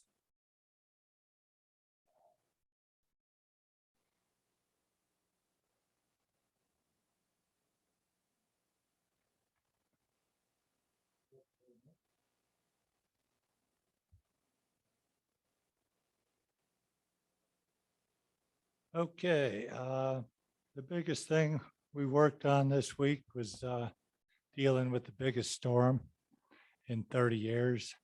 And the crew did an excellent job plowing and running equipment, getting our schools open. Took us 2 extra days, but with what we had to deal with, thought they did a fantastic job. And the buses couldn't go anywhere, so we weren't going to open. So flooding and roof leaks were tops on my list for this particular week, and we've taken care of 95% of all those. So everything's good. For the summer, we're working on awarding bids for roofing repairs, new carpet, paint projects, pavement projects. I went over all these last month, but the new carpet will be at the 400 Hall of Douglas High School and Wattell's hallways. paint projects, the old gym, trying to get that looking good again. And the colonnade at Douglas High School. And then pavement, Jacks Valley Playground. And then the biggest project Scott and I will be talking about in a few minutes is HVAC rooftop units. And we'll be discussing Douglas High School new track, ADA addition to the bleachers and upgrades for the restrooms. And as far as competitive grants go, our culinary department just got a grant approved, and she only had 1 month notice to get this grant approved. So sometimes you just have to do what you have to do to get it approved. So we're getting a new freezer for Carson Valley Middle School. It'll go in this summer. And then, yeah, if you're gonna get a lot more parents there, we gotta get a different venue for sure. And that's all I got. Thank you, Mr. Dean. Discussion? Yeah, one comment is that I want to commend you and your crew for getting those schools open in the time you did. I had to do my driveway. And it's amazing if you think about all the parking lots and all the places that you guys had to make accessible. You did a great job. Thank you. Yeah, we have limited, the plows wouldn't really even push the snow. It was so heavy, so had to get other equipment and stuff. Worked out great. Trustee Burns? Bill, everything that I'm seeing, you're working pretty hard. Has there already been some HVAC done in like some of the attics and stuff? Because I know there's some equipment. Has there been some work already done? Only in regards to the fire marshal list. We aren't doing anything at CVMS for another year. That's on the agenda for 2024. So, So this summer, we'll be talking about it, but we're doing the 400 building, the 100 and 200 building, all at Douglas High School. And we don't, I mean, we take care of issues when something fails during the winter, but we aren't doing any new construction in the winter. It all happens in the summer. okay. Just All right. trying to keep up. HVAC is, as you know, is part of my background.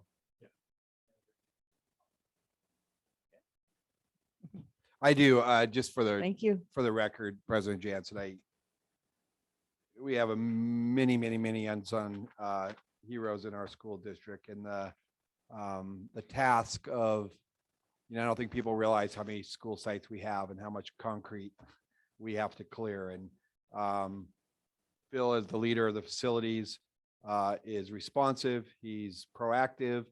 Our major equipment is at the lake for obvious reason. That's where we tend to have the larger amount of snows, and they quickly got equipment off the lake that could be used here in the valley. And the multi-hog that we have was a lifesaver. It just takes time, and from custodians to grounds to our maintenance, and to Phil and Bill Blumenthal, they did an amazing job, and to get us open, even only missing 2 days, as we've, and again, I'm not being critical, but our schools looked pretty good in comparison to the rest of the county. So I want to publicly acknowledge that, and the long hours, and people work a lot of hours and overtime and weekends. And we had many people working what was a holiday on January 2nd to do everything they could to get kids in school. So thank you. Superintendent Lewis, is it inappropriate if we would give them a hand for the great job they did? And okay.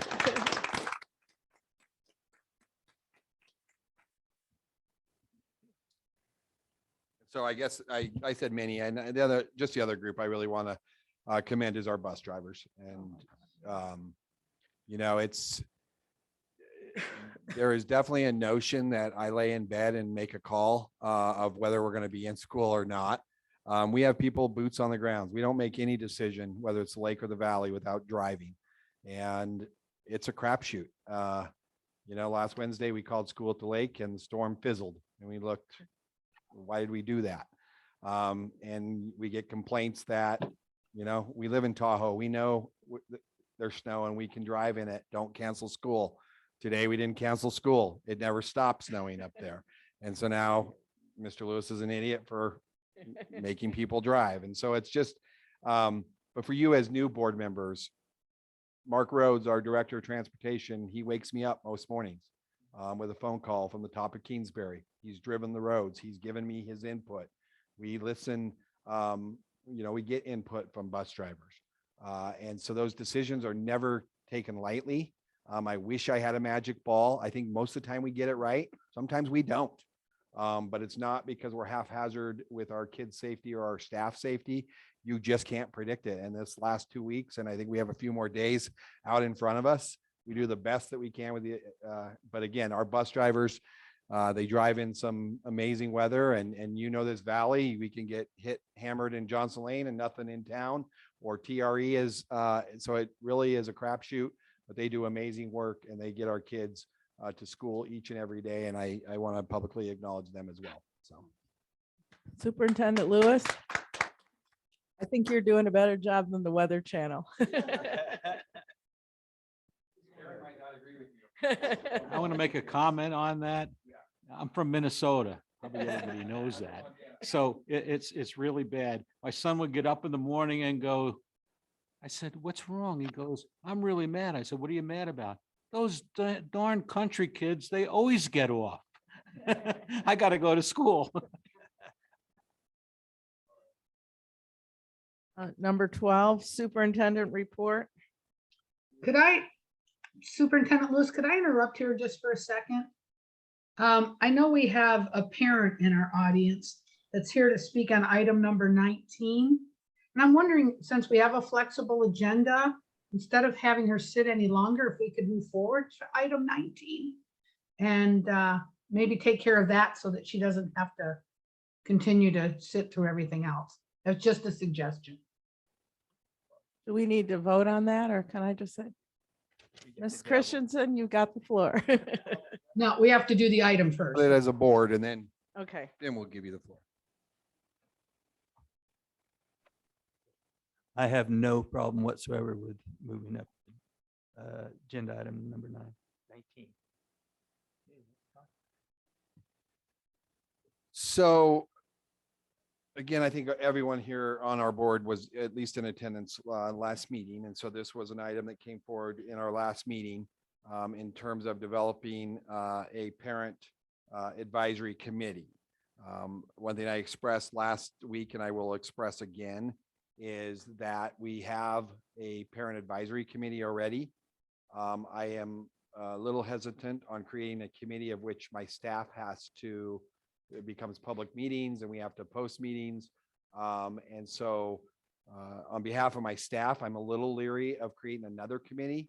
But again, it's certainly your decision, but I do think we have the ability through the Parent Advisory Committee to seek parent input. It certainly does not prevent any group from organizing and kind of like a PTO. I mean, they're maybe under our umbrella, but we don't necessarily manage them.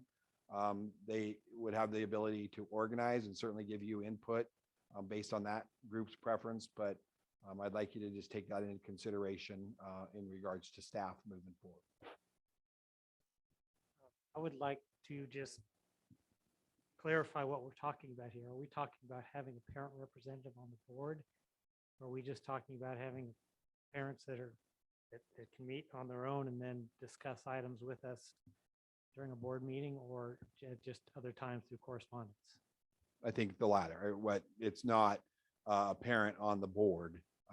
That's obviously elected position. So this agenda item came forward in terms of creating a parent group that would provide, the discussion last time was, that they would be provided the agenda and then they would decide what agenda items they wanted to speak on.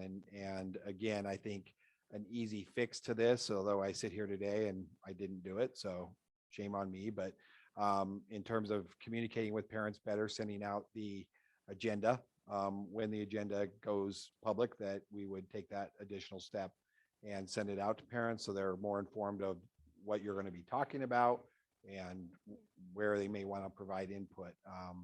But I do, again, nothing prohibits a parent group from organizing outside to provide you input. May I go ahead and speak? Trustee Burns? How many parent groups are there right now? Under school? So we have DPAC. I'm going to ask Executive Director Brown and all of my directors, any committees that you lead that have parent representation. I mean, obviously our Family Life Sex Ed Committee has parental representation specific to that topic. The Grading Committee has parent participation. Career and Tech Ed. So a lot of our committees will have one or two representatives. That often is just reaching out and trying to get someone who's willing to serve in that capacity. Sometimes that can be a challenge. And so those are meetings of organized. I believe this was a agenda item that came forward with a previous board member. And I don't know if Linda and Carrie, you want to add anything more in terms of your understanding? I do, if I may speak. One of our big concerns and one of our big pushes is trying to get more parents involved. That's what a thread through our meeting tonight has been. And how do we do that? And so this was just another way of possibly, empowering parents and empowering them maybe to get more involved. I'm interested because Ms. Christensen is here to speak. I think that's her name. I'm sorry, Stephanie. And so I'm curious to see what her take is on this item. But yeah, that was the whole reason, is again, trying to get more parents involved in what we're doing. That's it. Oh, I'm sorry. Go ahead. Yeah, I think you summarized it pretty good. If we could get those agenda items out to parents and they can know what's going on so they can have comment if they have it. DPAC and all of the other committees that are invite parents, I don't think there's any limit to anybody that can come as long as they know that those committees are available. DPAC does have a lot of parent participation. It could use a lot more. And some of the other committees also, I'm sure. Grading Committee, CTE would love more people. So there's that option of enhancing everything and making that more public so there's more knowledge of the availability to come and be part of this. Thank you, Trustee Kangas. Trustee Dickerson? That's all I was going to say is I completely agree with I think it would be helpful to send out the agenda so that parents have an opportunity to see what we're doing, and then they're welcome to come and speak if they'd like. And that's what I was going to say. I agree with. Can I speak directly to Mrs. Christensen? I just want to say that everything you've said has been really something that I'm listening to, and I really believe that we're all going to listen to you. You seem to have a lot to say and a lot of smart things to say.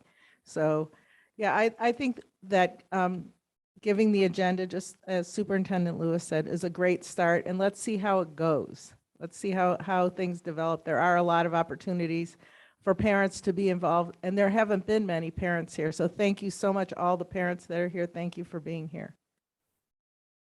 Yes, Trustee Burns? What I'm hearing from you is basically what I was looking at.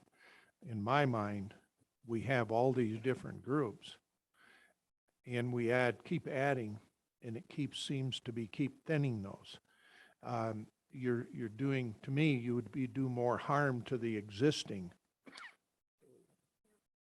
by adding another one, because it could just take away other ones to go over to another group. I think the agenda and the promotion for information to them would be great. But I think we need to start pushing or putting out there to the parents for the existing groups that are here now. Then once you get those filled and you say, gee, I don't want any more, then maybe start another one. But I think it's just adding more. Now, that doesn't mean that a group of parents can't get together and form something, like you said. But they don't have to be overseen by the school. And we're trying to take things, instead of creating more work for everybody, to put it back into perspective so that everybody takes the time and actually for the kids. If that makes sense. Okay.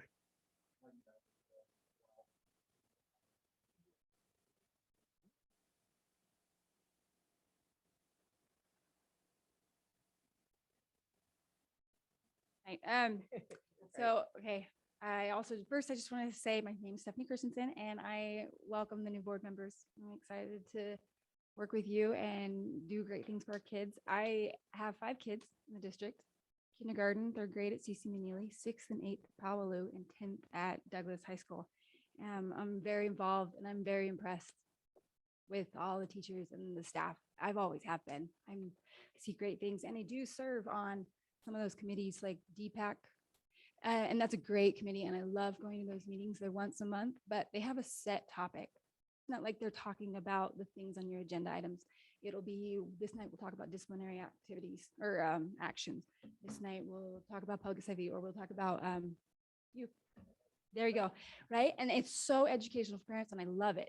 But it's not about these agenda items. And like you said in the earlier discussion, parents can't come to this meeting. I generally cannot swing a 3-hour meeting. Like, that's with all their activities. It's really not possible. So when me and some other parents heard about this item, we've got an idea, okay? That wouldn't stress out the district or your employees. So here's a suggestion of how we think that our group could help. Okay, and really, we started this morning, okay? So we sent out a text and an email invite to all the parents we know and asked them if they would like to join the group. So far, in less than a day, we have 65 members, okay? So our plan would be that after the agenda is published, members of the group would receive an email or text explaining the important agenda items, and then would include a survey for members to express their opinions on each agenda item. After receiving the survey response, just 1 or 2 representatives of this group would come and they could present the survey data. 63% of parents are in favor of this, or we could share specific comments that they have received, but they cannot come and share themselves. And the group doesn't have to agree on each item. Instead, we're just going to simply present the results. And I like this because I feel like it's really unbiased, but it's showing you what the parents think. It says, with this structure, parents can have their voice heard at board meetings without actually having to go. That's what I just said. Okay. And we don't have all the details worked out, but we know that it's important to this board to hear from the parents. And we'd like to take it off your plate. We'd like to help, and we want to be a participating in this. These are my comments. Thank you, Mrs. Christensen.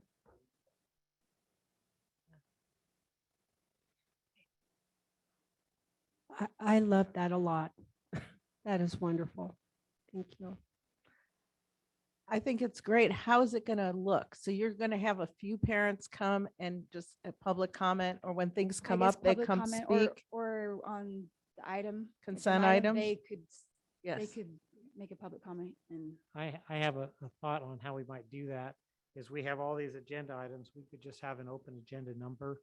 It could be, a slot on the schedule here where the parents of your group, whoever was slated to speak, could come and speak. If you had comments, you come at that time and you speak. And if you don't have comments, then we just skip that item.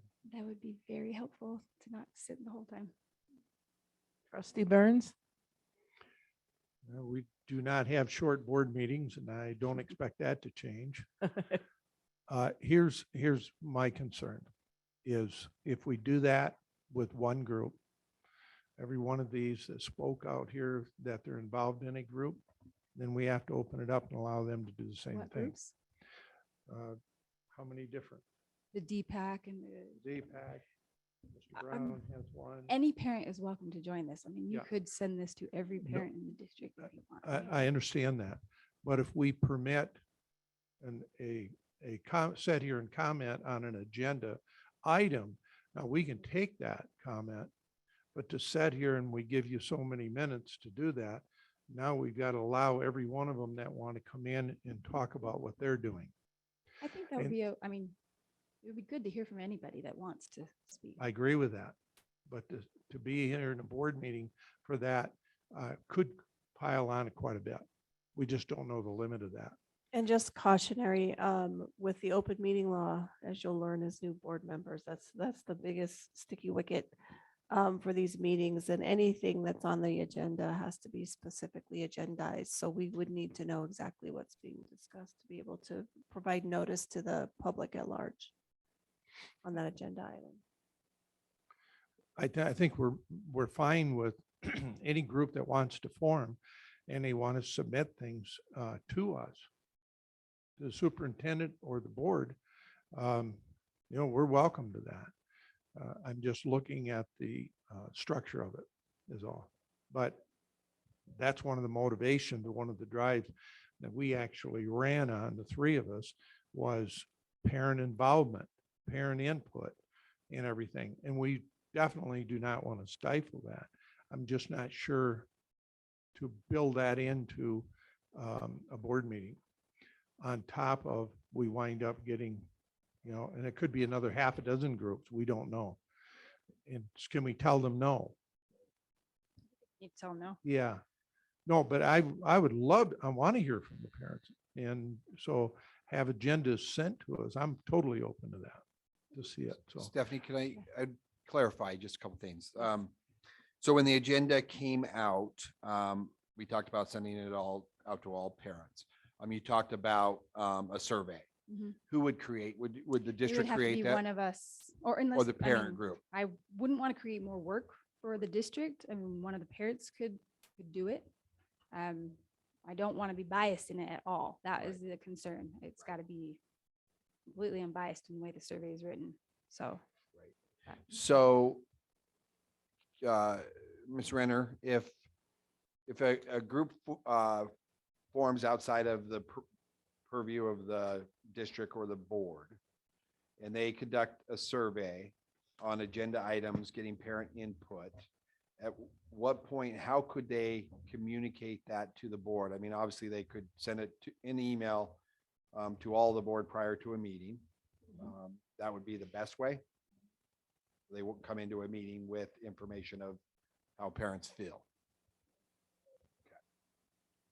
So does that sound workable That in does. some of what you discussed? I think so. Trustee McNada?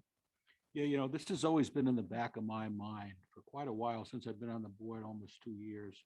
And the open meeting law is very specific. And I'd like to have a legal counsel explain the open meeting law to us so that the new people on the board are aware of that and the regulations and the laws. Could do that. I think that would be appropriate in a future item tonight under board workshop. I think that might be where we could fit that discussion in. that is in some of our training that's Some of coming your- up. Can I say something? Can I speak? Trustee, yes, Gilkerson? Yes.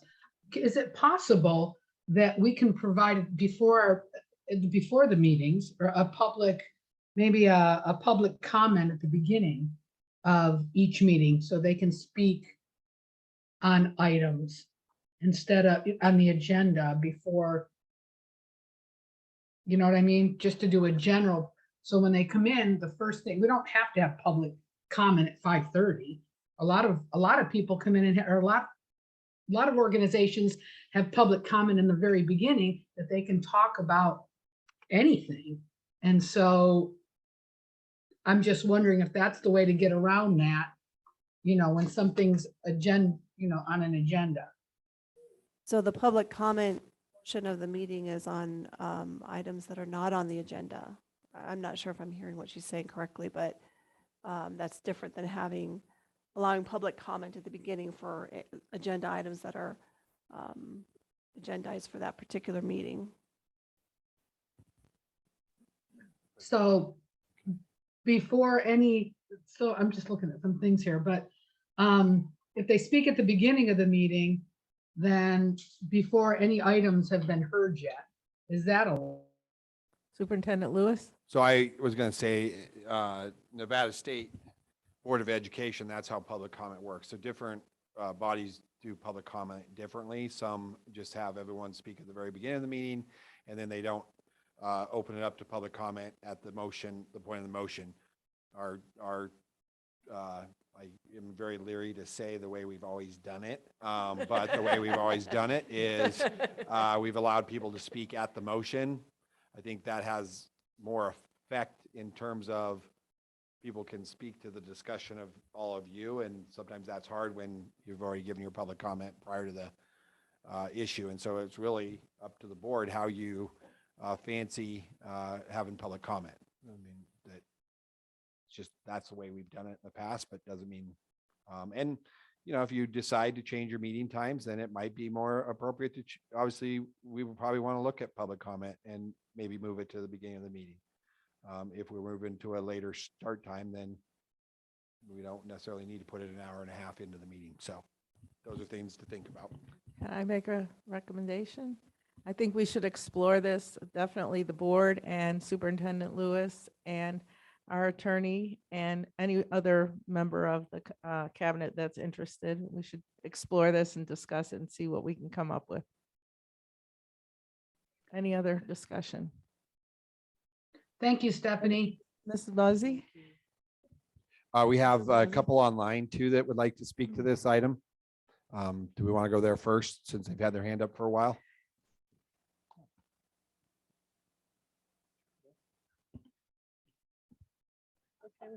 Sure, yes.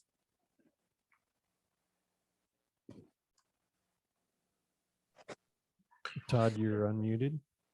Okay. Good morning, folks. My name is Todd Poth. That's P-O-T-H. It's a long O. I have to say it at every meeting because people always want to call me Poth. And with the new members, I want to make sure you know it's Poth.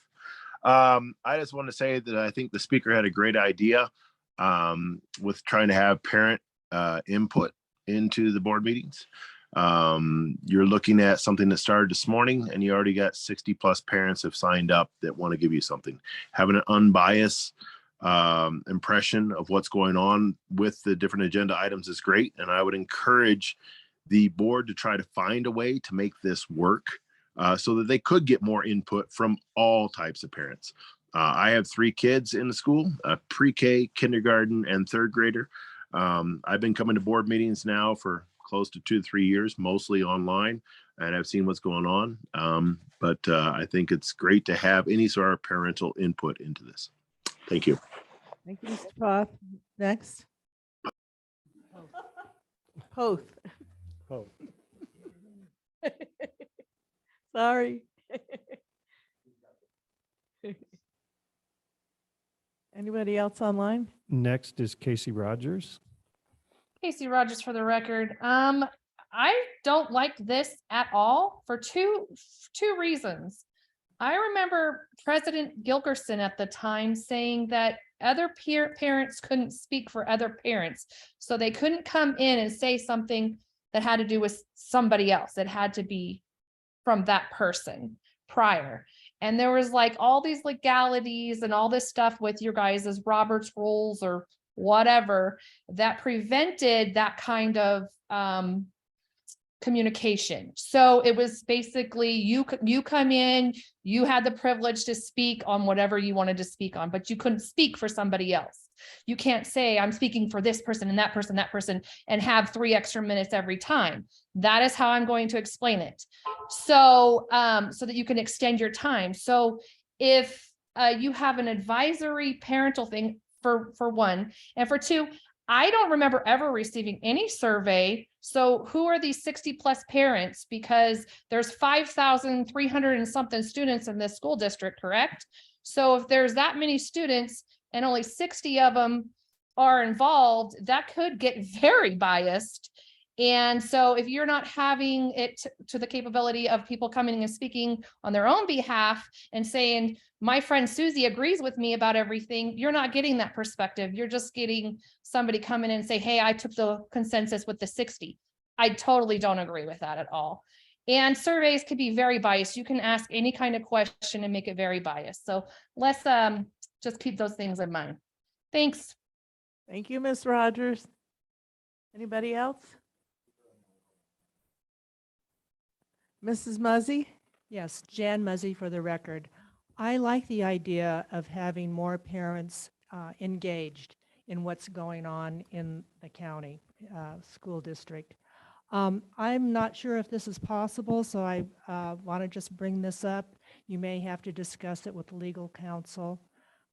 Is there anything that would preclude the group of parents that Mrs. Christensen has brought up, that they could express their opinions before this board formally began, so that maybe they, somebody from the group, 10 minutes before 4 o'clock or whenever time meeting, that they could do a quick synopsis before we officially begin this board meeting.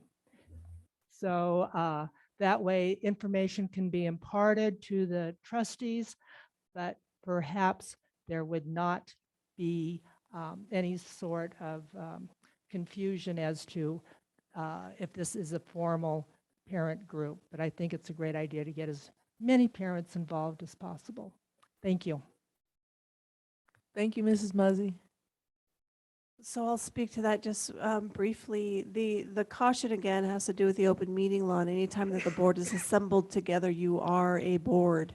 And anytime that you are, if you're discussing things with obviously your constituents, that's something that you do. But if you have a formal presentation by a group, you have to be very careful about what's being discussed and what's being decided. Because under the open meeting law, you cannot congregate and make those decisions without it being on notice to the public. Thank you.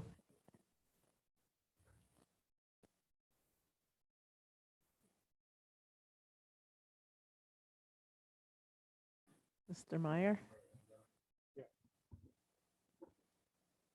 Is there anybody else online? Thank you. Mr. Meyer? Nicholas Meyer for the record. Maybe there's a way to accommodate this within the existing confines of the board meeting. Number one, is there any reason why this group couldn't send an email to all the board members and the superintendent and agendize an item for the upcoming meeting? I mean, that could be done as soon as a week before the meeting, right?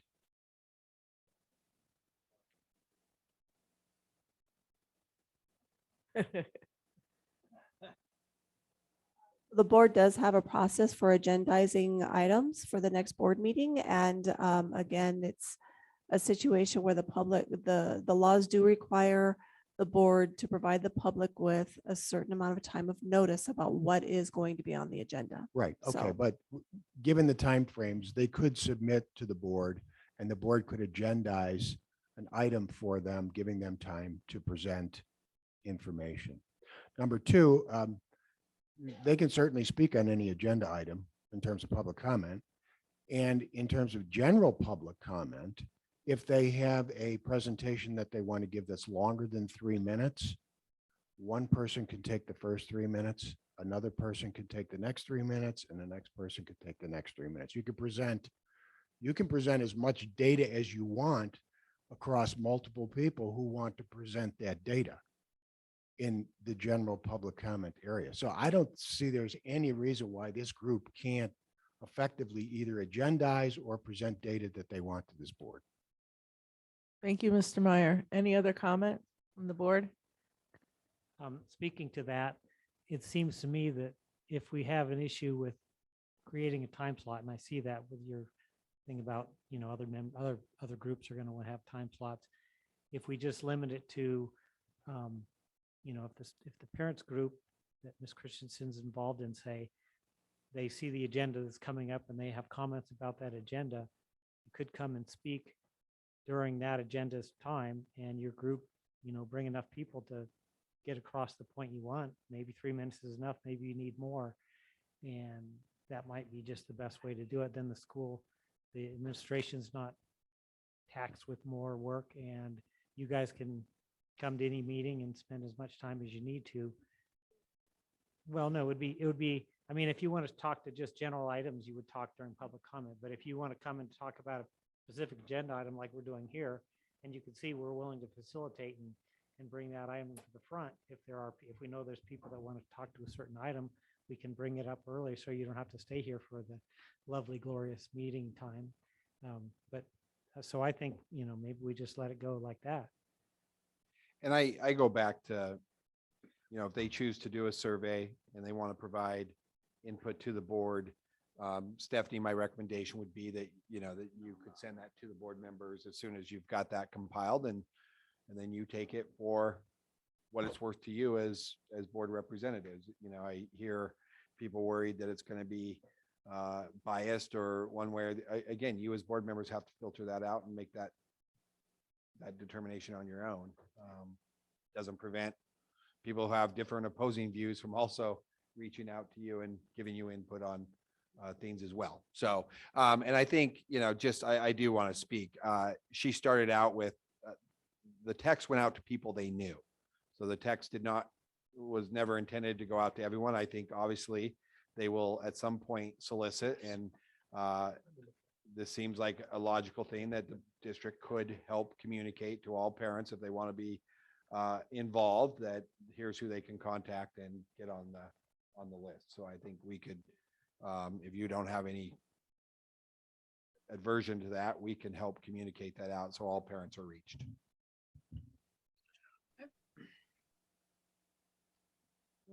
Does anybody have further discussion? I do. Oh. I'd like, Trustee Wilkerson? thank you. I'd like to bring back, and this maybe would be more for Carolyn, but I'm not sure. As Keith had alluded to earlier, that did you say the state school board or somebody does a general public comment before at the very beginning? And if you do, it's the only public comment, Linda. oh, So okay. they do it at But the very beginning of the meeting, and you talk on agenda items. Right. It's the only So one if- they provide.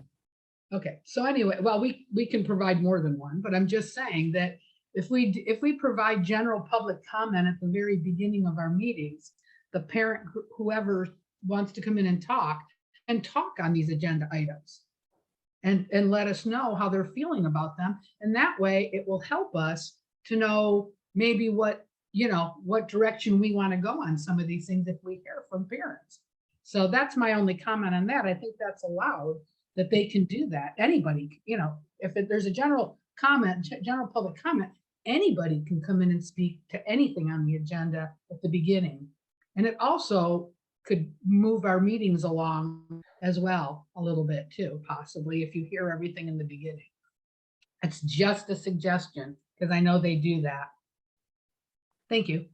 Thank you, Trustee Wilkerson. Any other comments? Discussions? Okay, so we're going to, thank you. That was a very good discussion. So what I might suggest, just so it's in the public record, is that this is a possible action item. Right now, I think you could do a motion to direct district staff to send agendas out to parents. So maybe capture some of the things I think we agree on is just good. So that may be something, again, it's always, I think, good to have it in the record that you've directed staff to do this. And so that would be my suggestion. And I think it was also mentioned, again, I don't know how much more plans. I think some of this will come along as we talk about when our board meetings are going to be. That may change your discussion on public comment when you want that. I don't know. I heard, that direct us to come back with a plan. I'm not sure we control that as staff to come back with a plan. So just think about that in your motion as well. Trustee Burns? Legal counsel is about talking about, we cannot have a quorum. We cannot have 4 or more in a meeting without an open meeting law.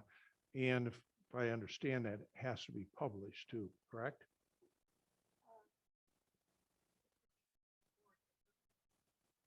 Okay. The way to get around that would be you rotate 3 board members, have early and before the actual board meeting. They could come in, discuss, hear what needs to be said, but they can also direct email to every one of the board members. So even though if it's the board member that doesn't show up, kind of like that expulsion, there was only 3 allowed there. So I'm trying to get the information and want to for the parent, but I also want to be careful of not flooding or offending somebody else because we say, no, we can't do that. So there's a mixture of things that we have to look at. And I don't think we should be acting on something like that right now, other than the advice from Superintendent Lewis was about getting that information, the agenda out to them. Just a thought. I'd like to make a motion that we leave things as they are and move on to the next item.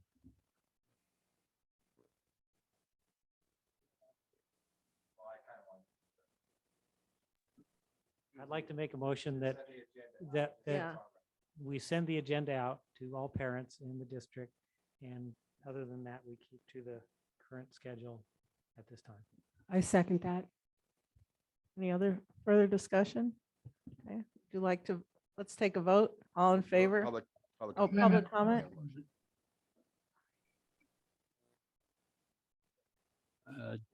Devere Henderson, just a quick question.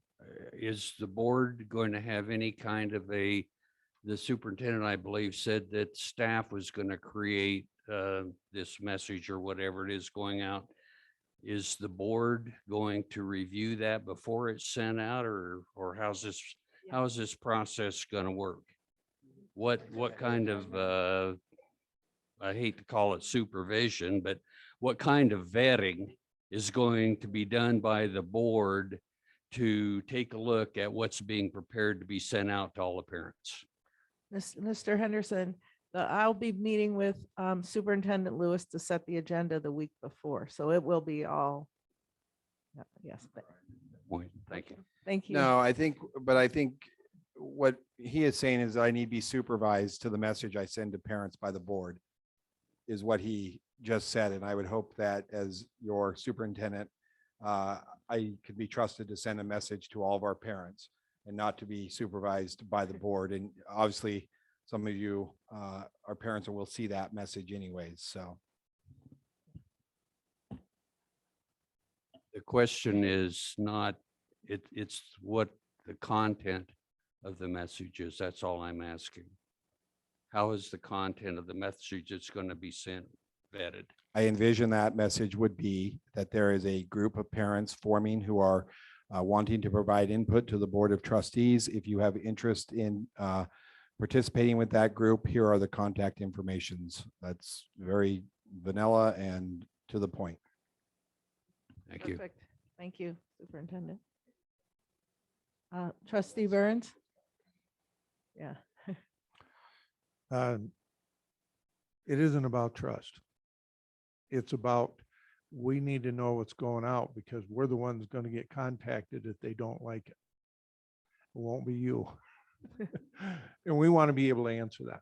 So it comes back to not a trust. It becomes a factor of help protect what we're here for. Any further discussion?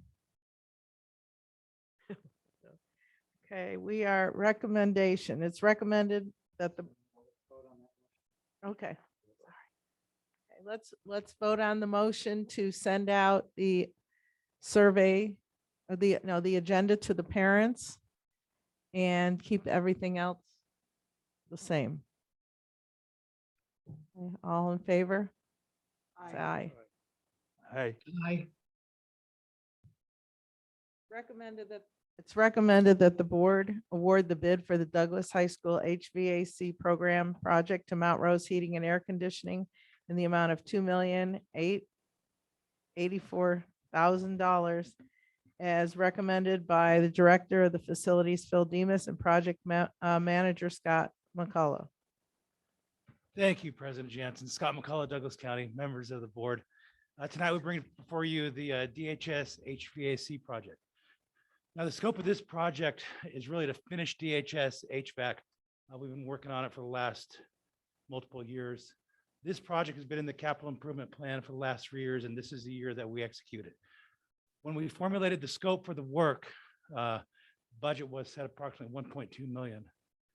We formulated our bids. We had a base bid plus 3 additive alternates. Bids we received 2. The spread between the 2 is 143,000, which is a good indicator that, one's not too high, one's not too low. Mount Rose HVAC has done work for the district in the past and has done excellent work.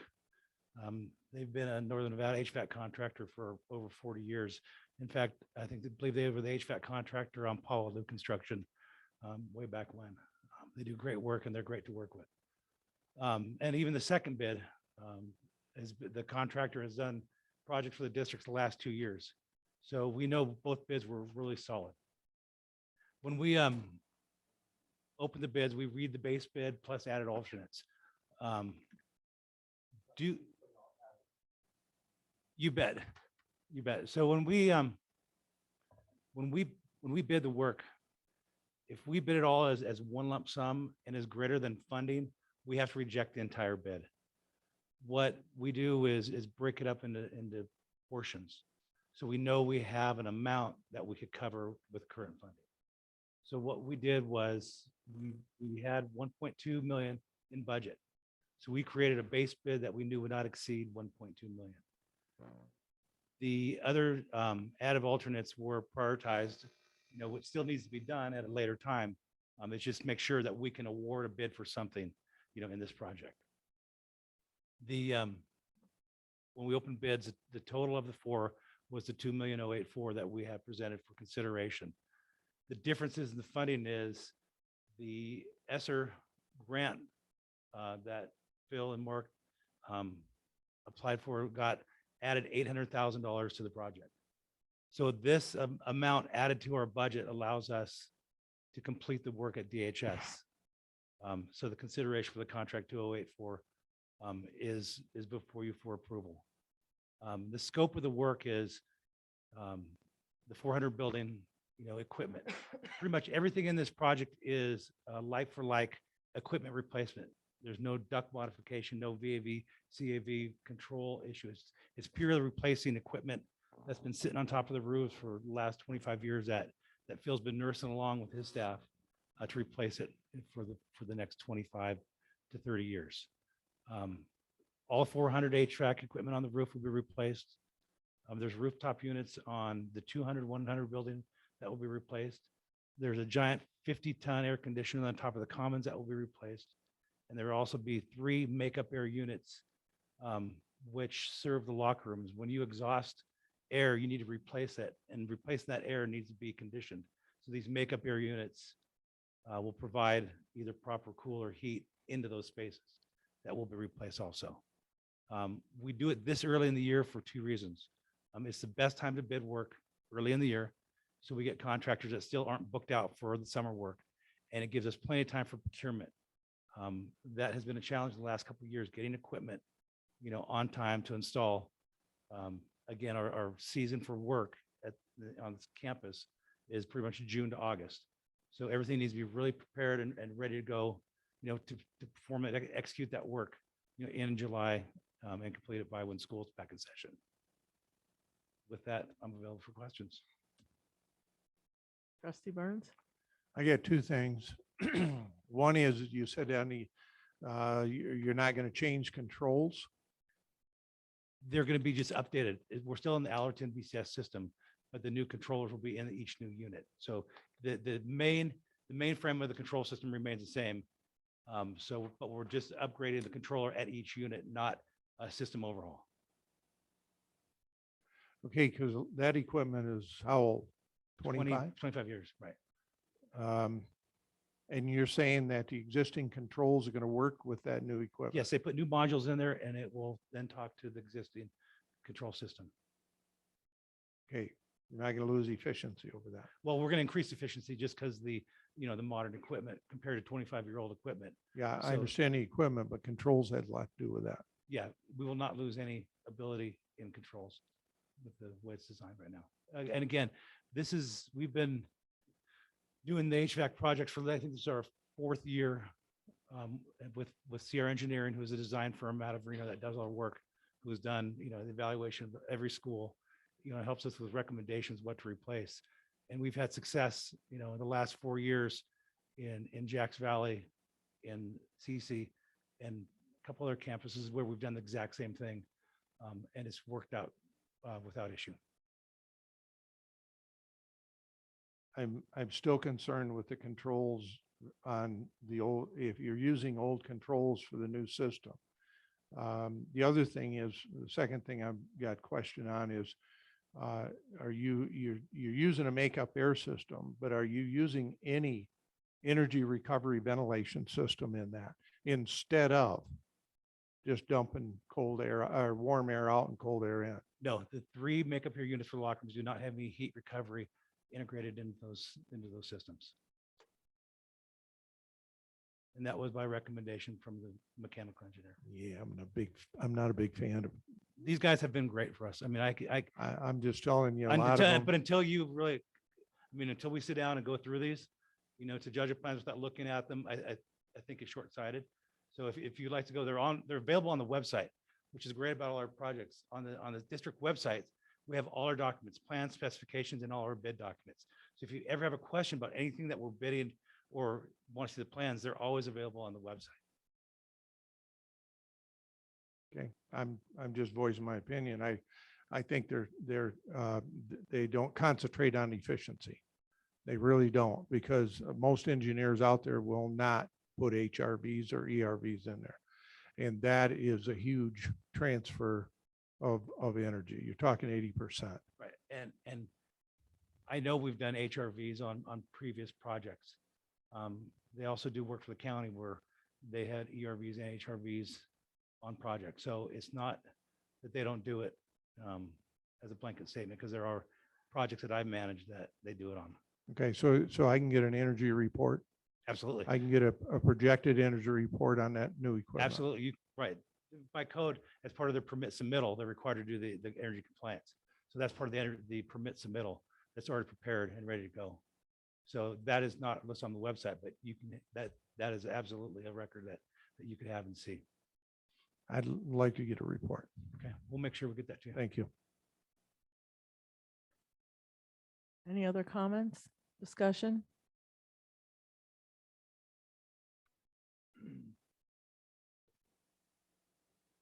So what's time frame on, I know you said that this is a great time of year to get the work booked.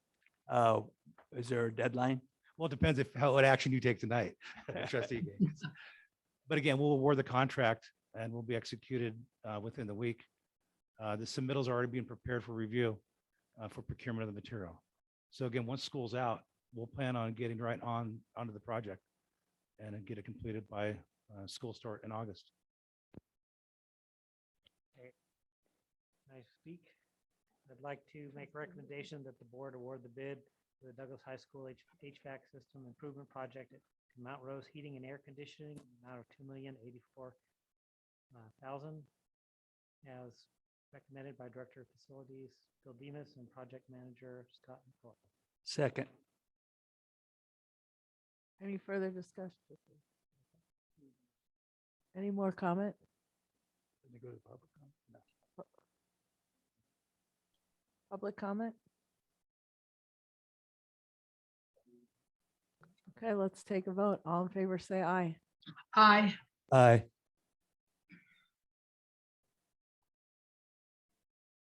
Motion passes. No. Are there, let's vote for the nays. All not in favor, raise your hand. Motion passes 6-1. I don't know if I can amend it, but could we ask that Dave gets regular reports on that so that he feels confident? Whatever you were talking about together. Energy report. Thank you very much. Energy reports, energy efficiency reports. Compliant. Thank you very much.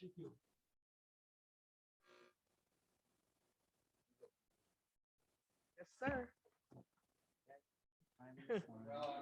We knew that we had to go. Oh, you got cut off. That's right. I told her she could put you at the end. But I didn't, I don't want to. Superintendent Lewis, would you please give us your wonderful report?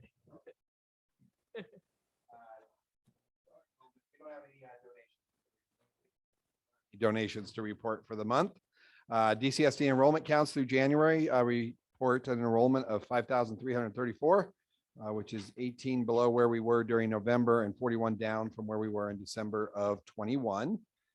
Since the December board meeting, we had a communications meeting at CC Manili Elementary School.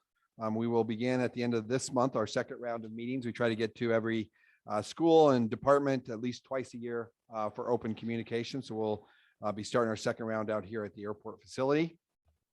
We have also started our second round of EPIC instructional walks yesterday with walks at Aspire Academy High School and Minden Elementary. We changed it up a little bit, went into a classroom for about 15 minutes and just talked to the kids as a whole class. So in the past, we had been pulling 3 to 4 kids out in the hallway and asking them questions about their learning and EPIC learning. Yesterday, they went in and they talked to the students as a whole class. It was really cool. Feedback from the administrators was overwhelmingly positive, and it was great for the teachers to be able to listen to their students talk about learning in their classroom. And I think we've gotten some good feedback from the teachers as well. Director Brown either has or will be sending you the upcoming schedule, and we certainly welcome you to at least join us once if you can, and to see and spend time with students in our schools.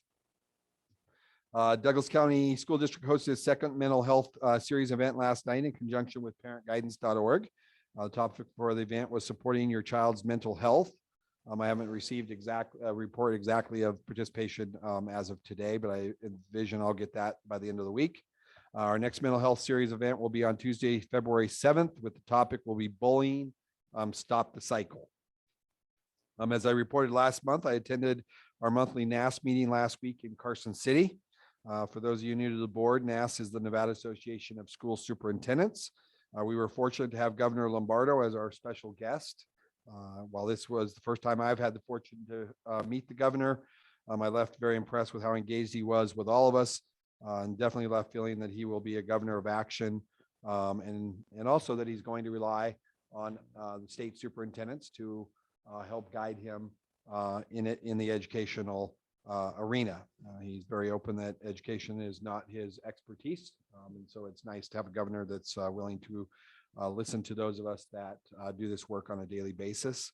I just really found him, he came across as, if you're going to complain, you better have a possible solution.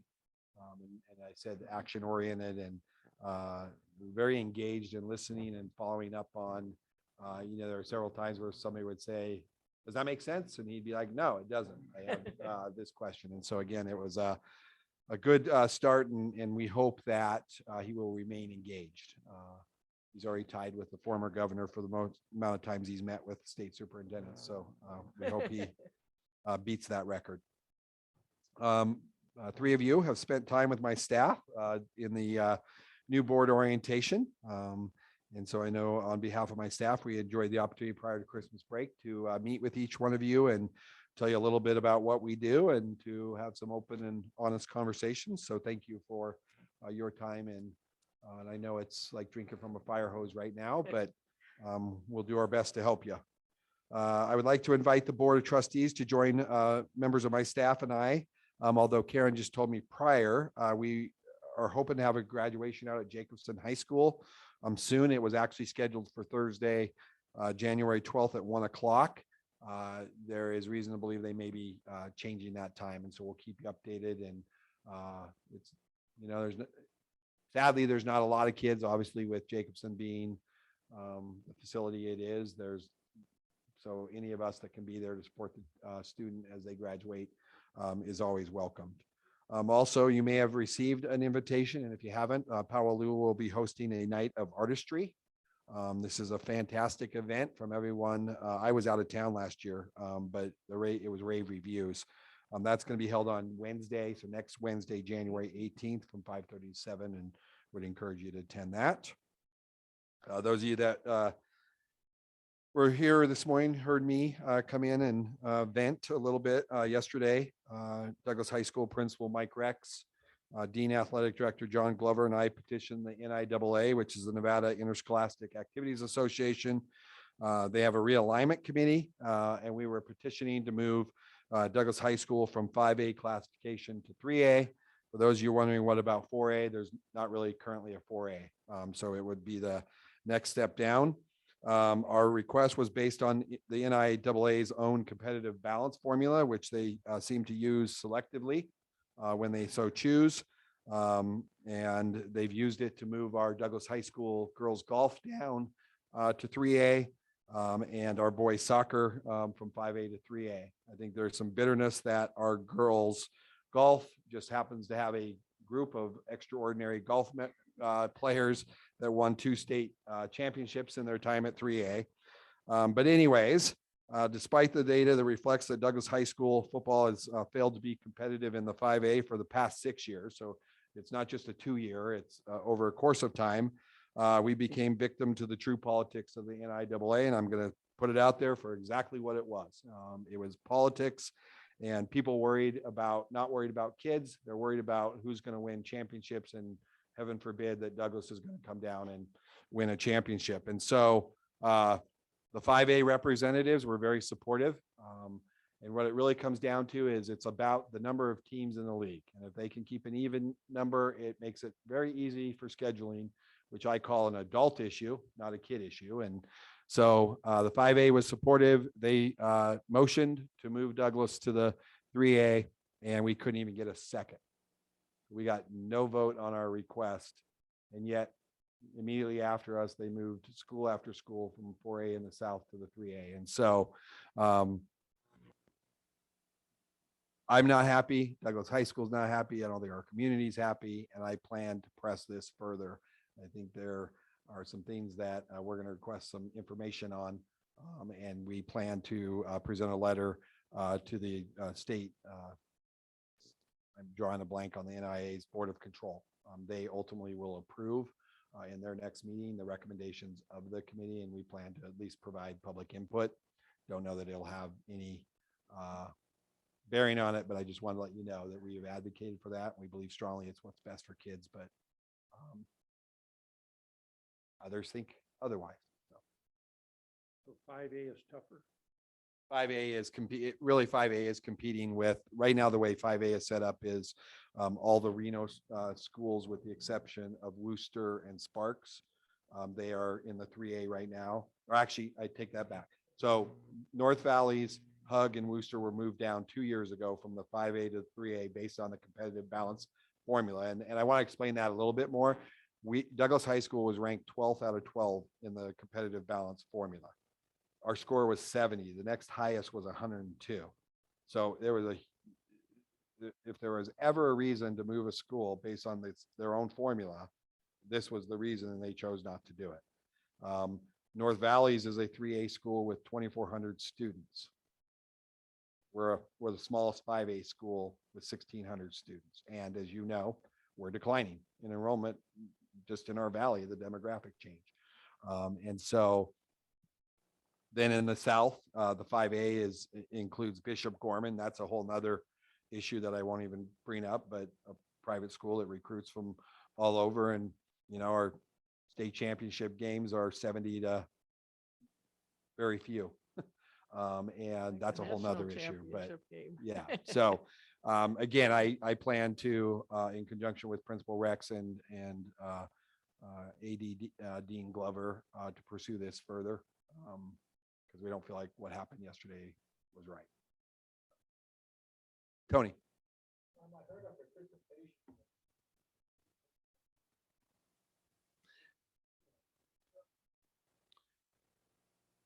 Well, I think that, no, I think it's gone down, but I think part of that is it's hard to get kids to want to play when you're not competitive.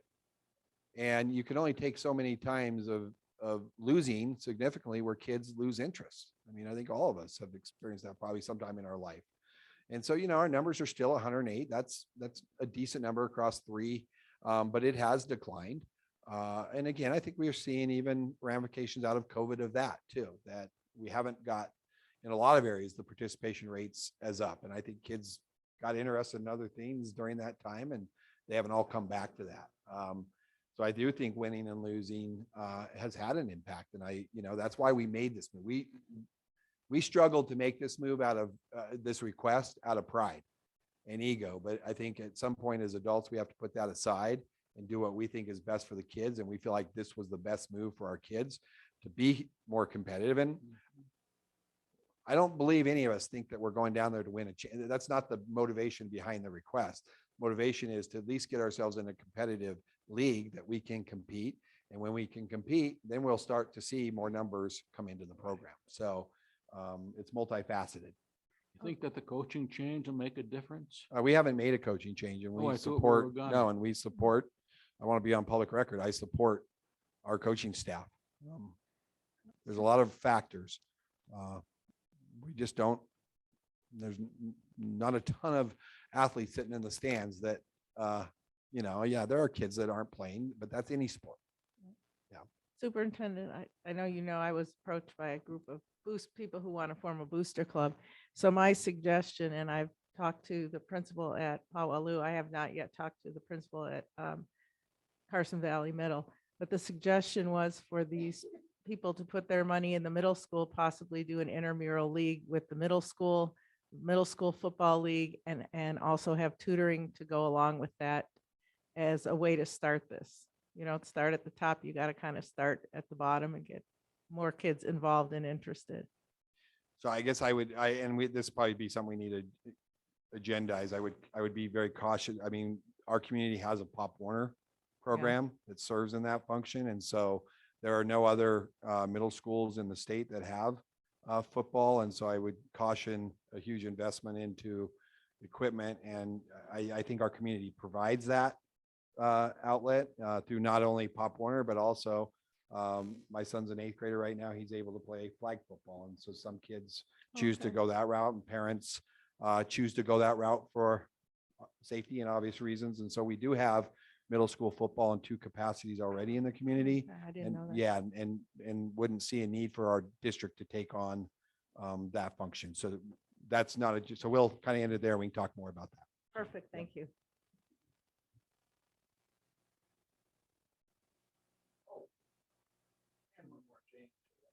Happy birthday, Trustee Jansen. So Thank you. Way to spend your birthday, darling. The best. A lot, big number.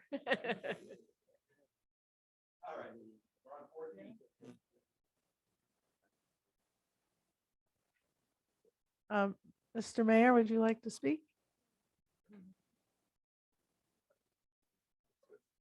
What are you speaking on? Okay, thank you. We're on 14. We're on You on 14. No, I'm on superintendent's report. So that's 12. That's 12. That's what 12. we're on, but yeah. That's what The- we're on. Yeah. We're on 14. Has the district or the board considered litigation against, if they're not following their guidelines, would it be appropriate for you to litigate? I mean, it sounds like, it sounds like you're in a no-win situation right now that's harming kids. Maybe you should litigate. yeah, and just in response, that thought is in our mind. We do have a little bit of a unique situation in that the NIAA's legal counsel is also in the firm of Ms. Renner. And so there would be a conflict of interest. So we would have to go out and seek an outside legal firm for this one issue. We're doing some research because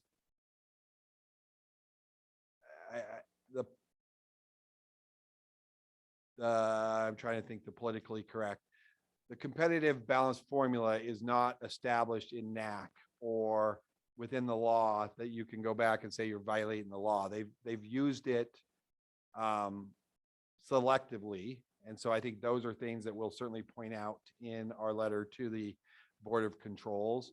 And obviously we're going to get some input on, there were some other things that I believe could have been evidence of open meeting law violations that we're going to pursue as well. So in response, we are considering all options. Number 14. CTE program update, information only. Cade Balagad, how do I say your last name? Balagad. Balagad, thank you. For anybody that's getting sleepy.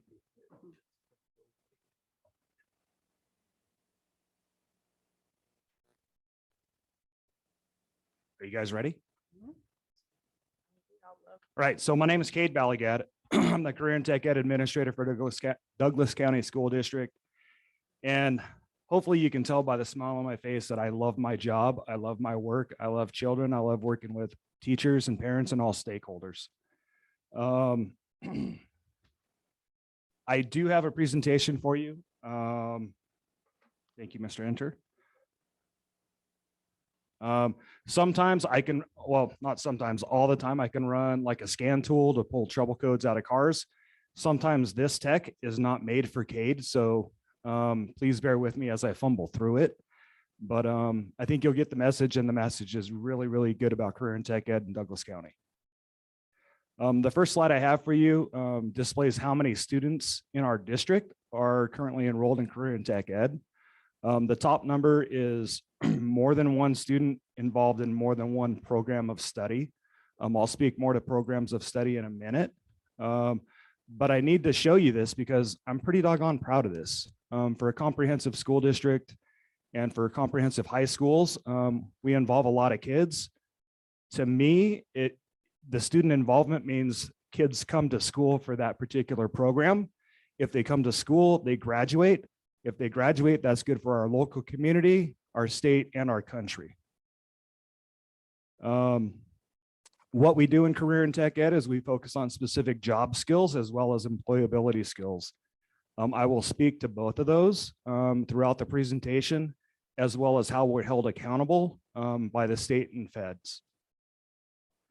One of the things that's kind of changing, and it's on the process of wrapping things up, is recruitment and retention. The state is in the process and has rewritten a lot of Career and Tech Ed standards. It used to be that programs of study were 3 years. Now they're going to 2 years. And I think the thought behind that is that students will have more skills or have more opportunities to build more skill sets to make them more marketable when they graduate high school and get an entry-level job. In a program of study, it's a 2-year commitment or a 3-year, depending on where the standards are right now. But there are some requirements and some pretty cool things that our kids can earn. The first thing they have to do is they have to maintain a 3.0 GPA in their program of study. So that would be anything from like auto shop to computer science and everything in between. So for 2 years, they would commit to that. Then they're going to take a workplace readiness skill assessment as well as an end of program assessment. If they do all 3 of those things, then they get a stamp on their diploma, and then they also get articulated college credit with our local community college, or excuse me, local colleges like WNC and Carson. This year as a department, our focus this year is on simulated workplace, and specifically what it is and how do we implement it at Douglas County School District. My goal was to put the idea out there to our department, and then support teachers to go check out other school districts or do research on their own to see what it means to them bring it back to Douglas County School District and make it theirs. And the reason why my thought the process beyond my thought on that is that I want teachers to have ownership and pride in developing stuff for kids so we can have a simulated workplace to help build that skill set. So when kids graduate, they're ready for the world of work. We do have a career and tech ed vision, and I'm pretty doggone proud of this. This is something that we as a department went through the process of doing and developing. And I'm going to read it. And I don't know how I missed an L on that, but anyway. We come to work to have an impact on students by setting them up to be self-sufficient, employed, develop pride in their vocation. And to me, the last part is to live the American dream. To me, that's what it's about. That's why we come to work, is so those kids have a skill set to go out and make the American dream happen for them. So here's a example of what we have, what we offer right now. Again, I'm really proud of what we do offer and how we offer it. For a comprehensive school district and not like a magnet or a charter school district, I think we do a very good job by offering a very wide array of different programs for our students. Earlier tonight, we were talking about grants. This past year, we applied for a grant, and it's a CTE competitive grant. The deadline was back in December, December 16th to be specific. And in that, we applied for a pool of money. Our lion's share of money is going towards the efforts of revamping Carson Valley Middle School, with the effort of having their culinary arts program align with what we already have existing at Douglas High School. We're asking for approximately $450,000 to update that and get everything more or less modernized and in alignment with the high school. The other piece too is welding. We're looking at a new shear and welders. And as Trustee Jansen said, if you tour any of our programs, if you can't tell, I'm pretty doggone proud of them. Those teachers work so doggone hard, and they get kids to come to school. And part of the reason why is because we get money like this from the state that helps fund programs that really, truly, and honestly gives kids a cutting edge education. So when they graduate high school, they're ready for that world of work and get a job. And that's a part of that American dream that we so much believe in. Additionally, DHS Culinary is looking to upgrade their kitchen with new ovens and burners. Our computer science lab is looking to upgrade their classroom to make it more like a modern office type of situation. And our total that we're asking for is $625,000 and change. I wish I could give you a specific, but the state was really generic to us, with the exception of when it was due, as to when they're going to give us the results if we receive any of this money or not. They just said in January, we'll know. So January's here and we still don't know. So something just real quick, who do we work with? Earlier I spoke about the last 2 dates for our advisory technical skills committee. So we work with everybody. Anybody that'll come to the table, we work with them. So principals, teachers. I'm a member of the Chamber of Commerce, so I go to Chamber of Commerce meetings. And I'll point out a little bit later another idea that got passed through our advisory committee, and I'm excited about it. I'll tell you about it in a minute. Sorry, if you can't tell, when I get excited, I start talking really fast, and I'm talking really fast. So anyway, long story short is that we'll work with anybody, parents, community members, business, industry. I get people that call me up on a weekly, if not daily basis, and they say, hey, look, I'm a new business. Come check us out. The last one I went to was a solar program, or not a program, but a solar. They build the infrastructure for solar panels, and then they contract it out to somebody else to put the panels on themselves. But they're looking for kids. They're looking for a kid to come over, and it needs to be the right kid. They're not just looking for a warm body. They're looking for a kid that has a specific skill set. And then that skill set also needs to have that mentality of, I want to work up. I just don't want to be at this level for the rest of my life. And again, when I work with our teachers and I explain that to them, we put that word out for them so that way we get a good match for everybody. We also work with middle schools and elementary schools, and I'll talk more about that in a minute. In the spring, we're looking to do a career and college day. And we do that on purpose. I think the majority of everybody else does a college career day. I think one of our greatest exports in Douglas County are our children. And I think by getting the word out and inviting business and industry into our schools, that kids can see there's jobs right here in Douglas County, Nevada. Additionally, in career and tech ed, you'll also see something called high skill, high wage, in demand jobs. They're here in Douglas County. So I kind of see part of my role in my position is to connect the dots on that, so to speak. So bringing in business and industry along with colleges, we're showing kids the way to make a successful life for themselves. And again, that American dream thing kind of fits into that pretty well. So we are going to do a career and college day this spring. I have not set a date yet. I'm kind of working through developing a career and tech ed testing schedule right now, which is mandated by the state. We've got to do EOPs and WRSs, but it'll happen by the end of the day or by the end of the year. This next slide I'm particularly proud of. I am proud to say that we serviced 386 fifth grade students this year. Every fifth grade student, with the exception of absences, came to Douglas High School and they checked out our career and tech ed programs. Historically, I think we used to take a shotgun pattern approach of let's have all the kids tour all the programs and see, what they like.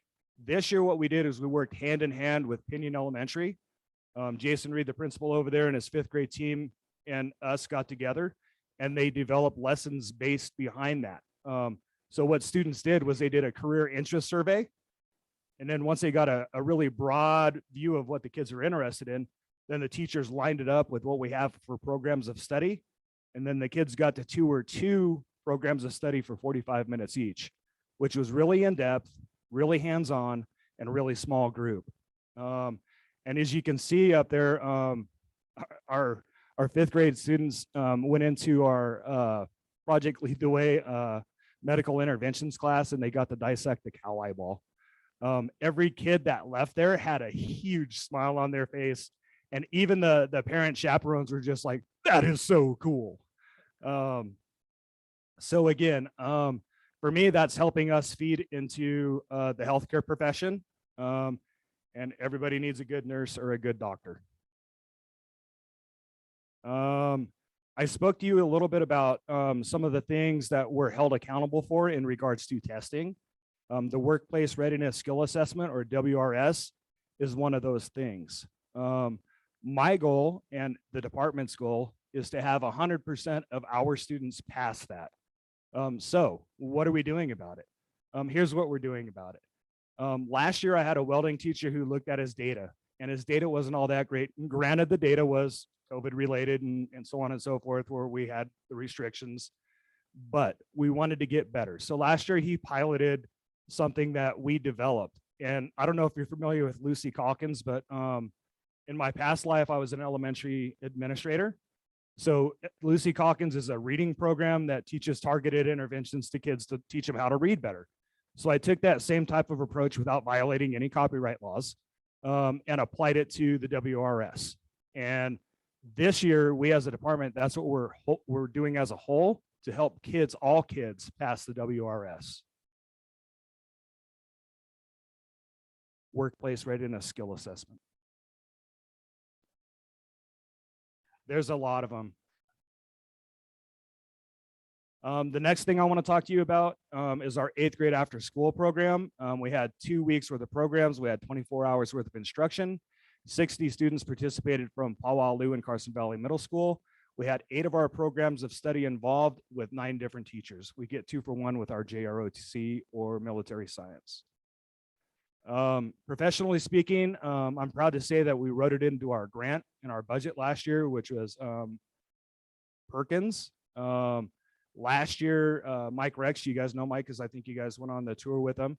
Last year, he ended up funding that for us, so that way we can expose more kids to what we offer at the high school. Both administrators at both middle schools supported it, all the counselors, and teachers were really fired up because they get to meet some of their future students, which is a good connection for them. The other thing too is that students connected with existing students at the high school. A lot of our programs of study had students who served as leaders and set up modules and different labs for the students, the 8th grade students to get actively involved with. And it provided them with a leadership opportunity, which still builds on their workplace readiness and gets them ready for the world of work when they graduate high school and go out into business and industry. There's a lot of students that are really fired up about coming to Douglas High School. And I'm proud of that, because how many times do you hear kids that are fired up about wanting to come to school and what they want to do with the rest of their lives? And again, for us as a department to be a part of that is an honor. The outcomes are pretty obvious, but I'm going to point them out anyway. We definitely made bonds and connections with students and their future career and tech ed teachers. The research that I've read says that students that are connected with at least one adult on campus have a tendency to graduate at a much higher rate than anybody else. And in my heart of hearts, that's where career and tech ed fits in. It shows kids the relevance. It makes everything real for them. And it gives them the application to go get a real job after they graduate high school. And again, I could talk on and on and on and on about this. So I'll keep going. One of the things that I'm working on right now, and we've got the approval from our CTE advisory committee, is Find a Job Friday. I had mentioned earlier that I'm a part of the Chamber of Commerce and I go to meetings on a regular basis, with the exception of when we do CTE testing. So one of the main themes that I hear from business and industry out there is that they need people, and they need skilled people to come in and fill their high skill, high wage in demand jobs. So it got me thinking about how can we connect and pair those people up. Initially, I was just kind of like maybe thinking about an informal Friday where we have business and industry come down at lunch and have students engage with them so they know that there's business and industry here where they can get a job. And then I spoke with Alicia Main, who's the executive director at the Chamber of Commerce, and she coined the term Find a Job Friday. Find a Job Friday, it's just fun to say. And if all goes well, and it should, we're going to reach out to business and industry this spring after we're done with CTE testing. We're going to invite them down on lunch on Fridays. Mike Rex is on board with it. And again, they'll set up a table at lunch. The kids will mingle by interest, and we'll get kids down the road with them knowing that there's business and industry here in our local community so they can get a job and support themselves after high school. The idea is that it'll be the last 6 weeks of school. We'll target two things. We'll target summertime employment as well as long-term careers and the educational requirements for that. So that was just the tip of the iceberg of what we're doing with career and tech ed. Reviewing this this past weekend and even today, I'm like, I should have put. So if you have any specific questions, comments, or concerns, I would say now would be the time to do that. But I warn you in advance, I can go on and on and on and on about career and tech ed. It's something that's near and dear to my heart. And I feel it does a really good service for our students and our local community, our state, and our country. Any discussion? Great presentation. Yes, Trustee Burns.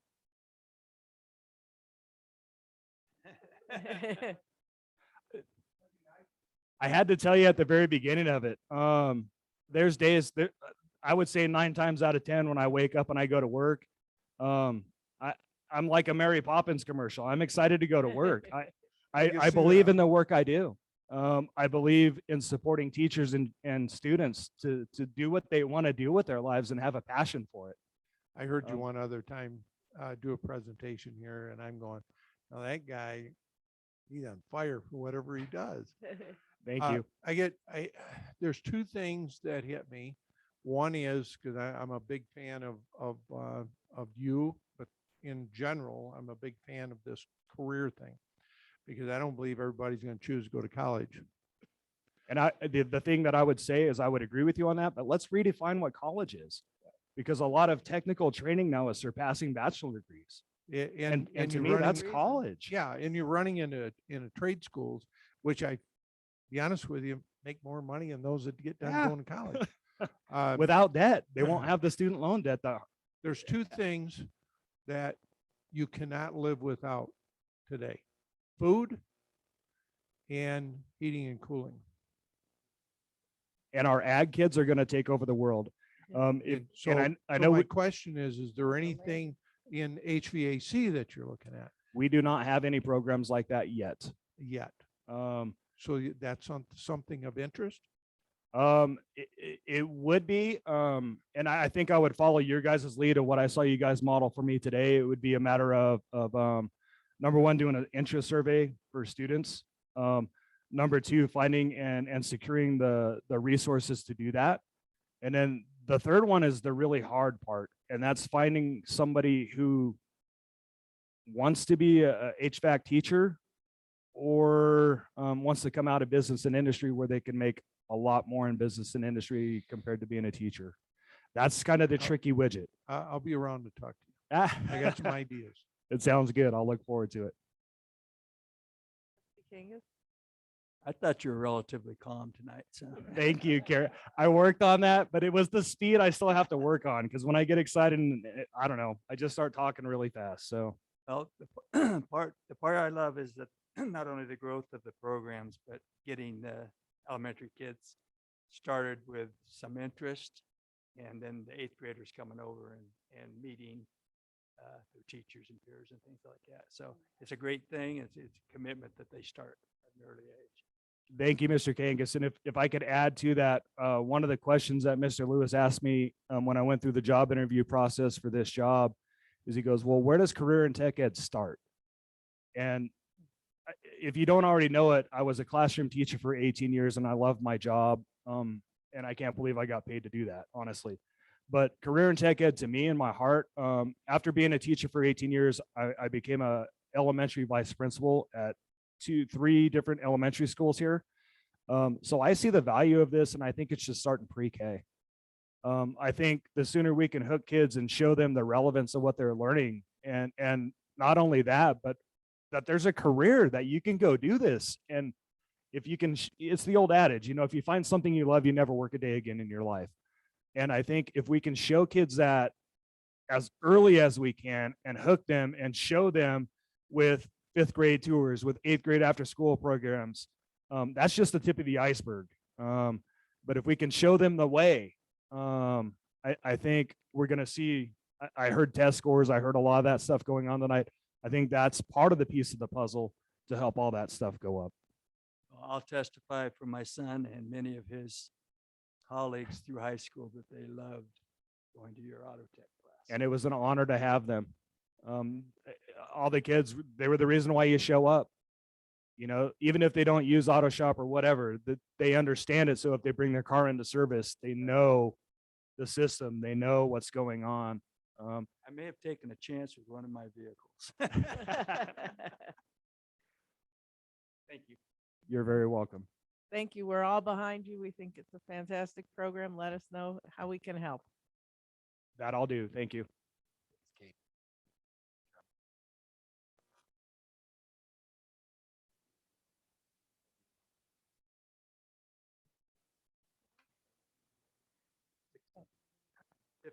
Number 15, training on bullying, SGG information and discussion.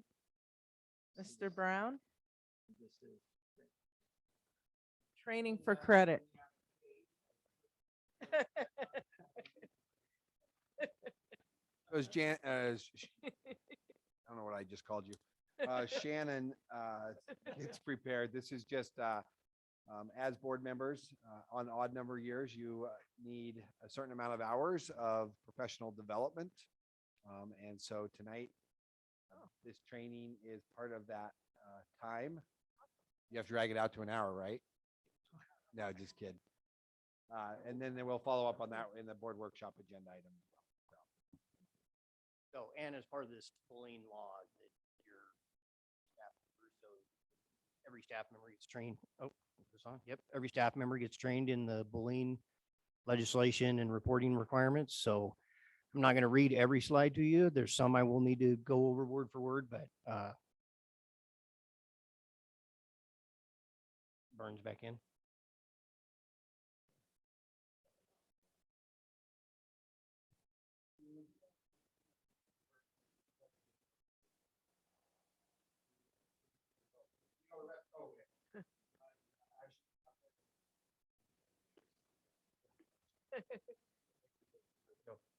Yeah, and I'll go real quick after you go.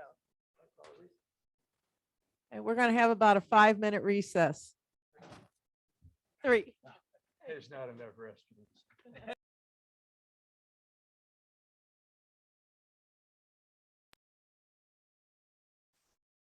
Back in session, Mr. Brown. Printer, can you pull up our PowerPoint? Thanks.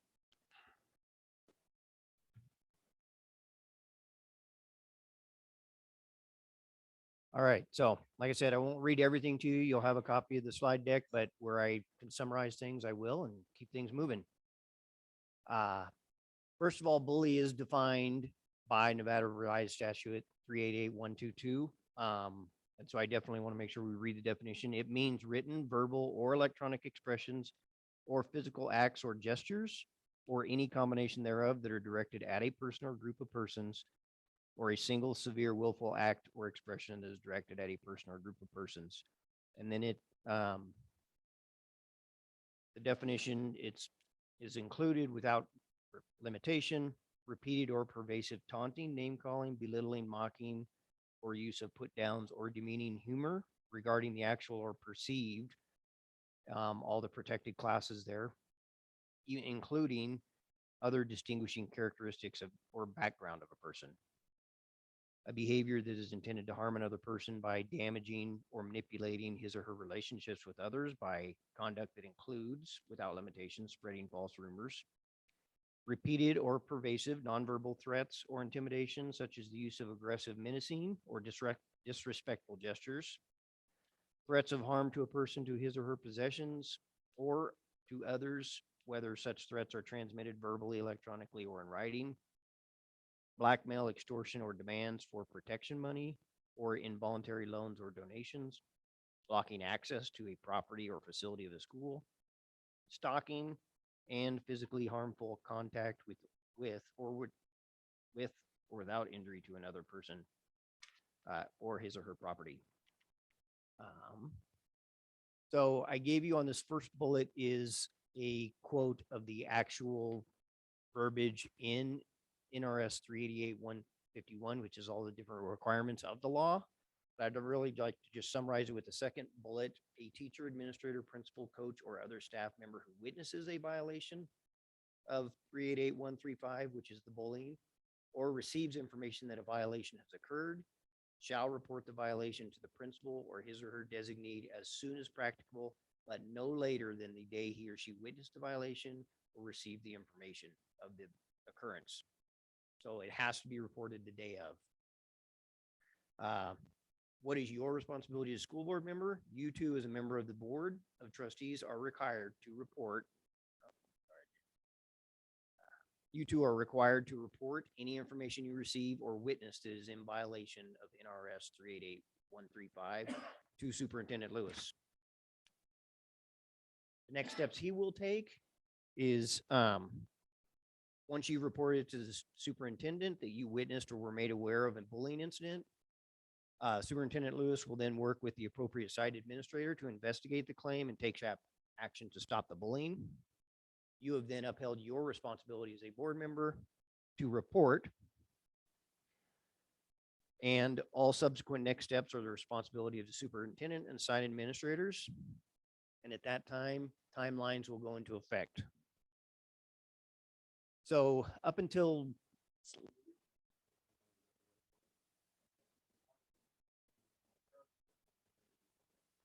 well, they have a duty report within a day.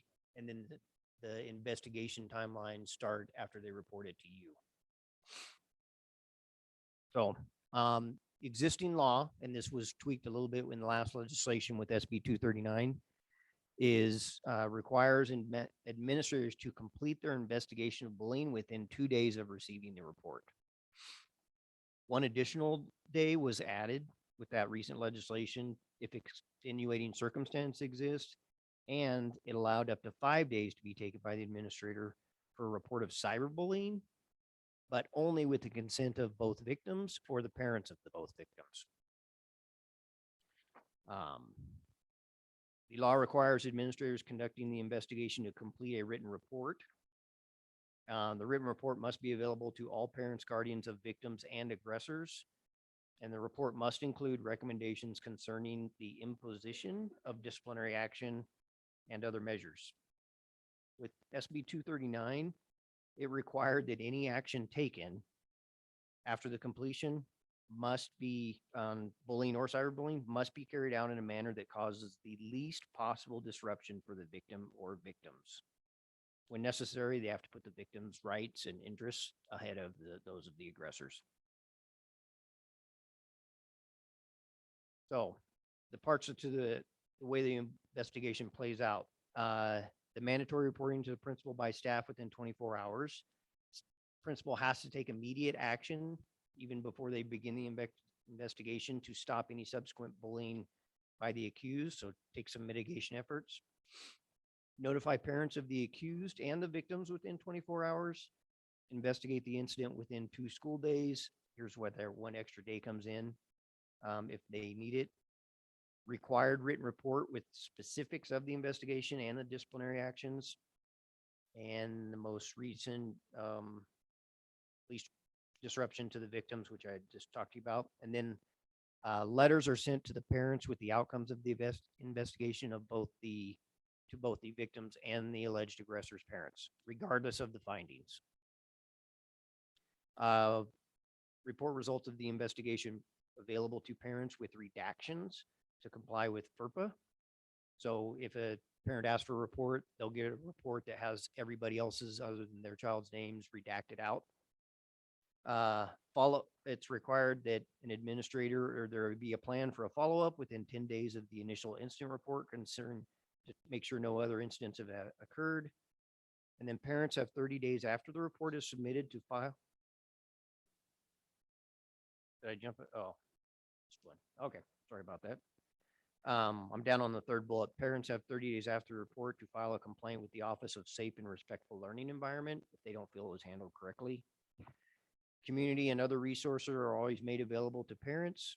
And then discipline for licensed employees for knowingly and willfully failing to comply with the mandatory reporting requirements.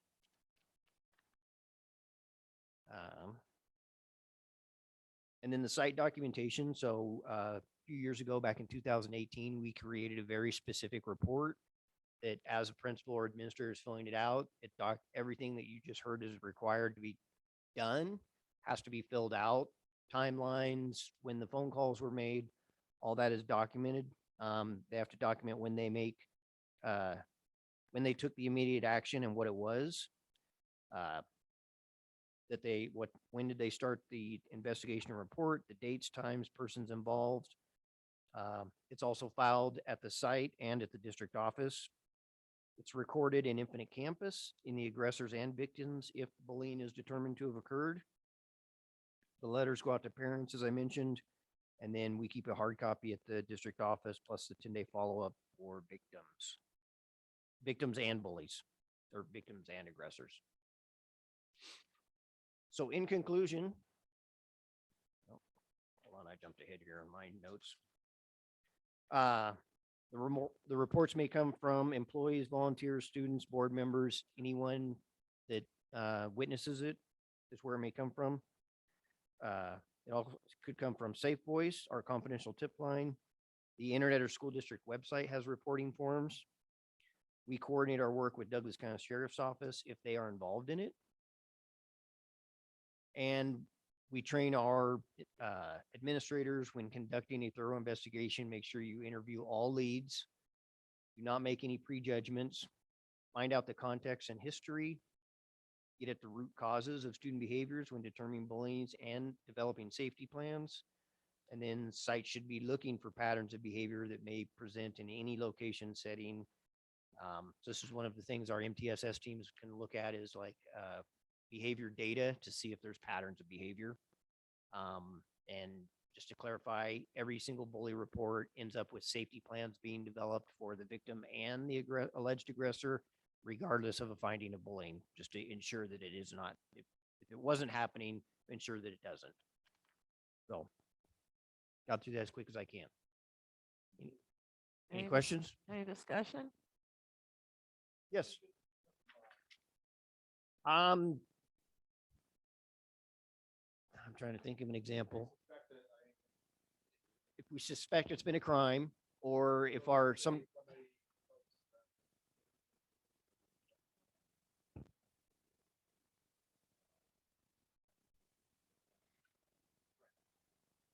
yeah, especially if it's like a definite threat.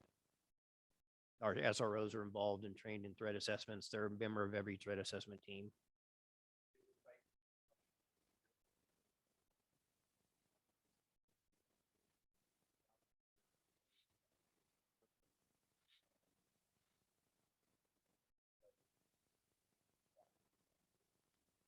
And they're notified if it comes through Safe Voice. They always get notified. So a lot of times they'll just check in on us and see what, if they need to be involved in it.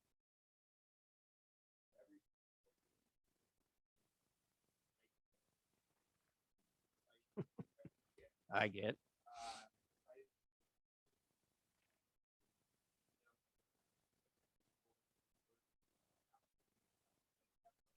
I'm sorry, I can't hear anything anybody's saying. I don't know if they're not speaking into the microphone or That what's would be going on, me. but Can you believe that I would not be speaking into the mic. I missed all of what was going on. I there. said Linda Gilkerson is amazing. And then I said, I so bet we you- were talking about Safe Voice and just who gets those, and it's obviously confidential. Right.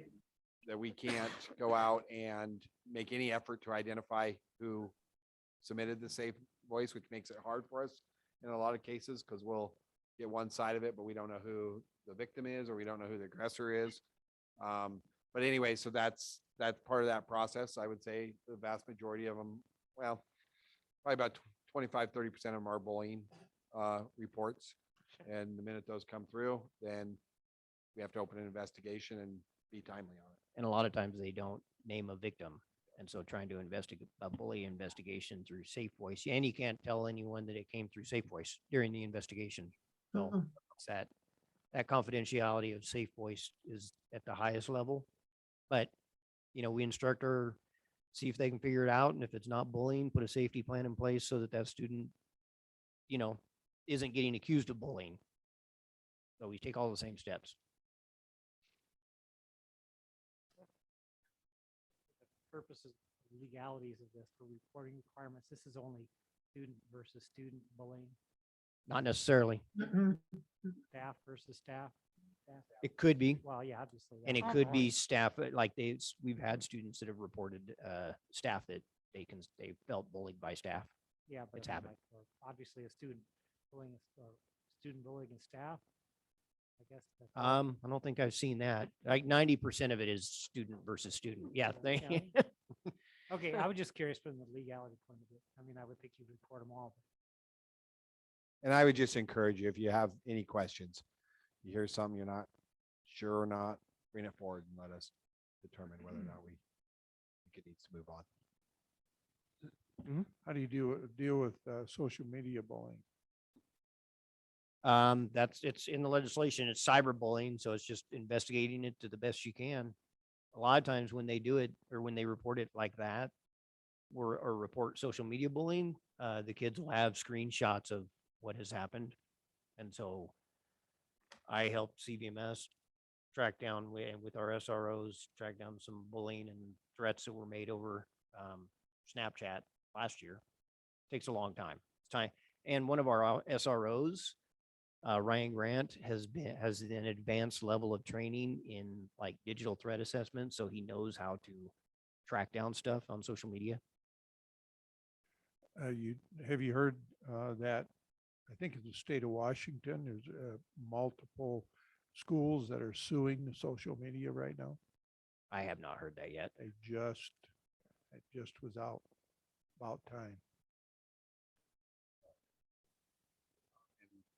You know, Snapchat, it comes and goes, and so you don't get on it right away, or somebody's not savvy enough to screenshot it. It's gone. Yeah. Our young kids don't use Facebook very often. That's us. Any other questions? Or Any other questions or comments? Thank you very All right. much, Shannon. That was great.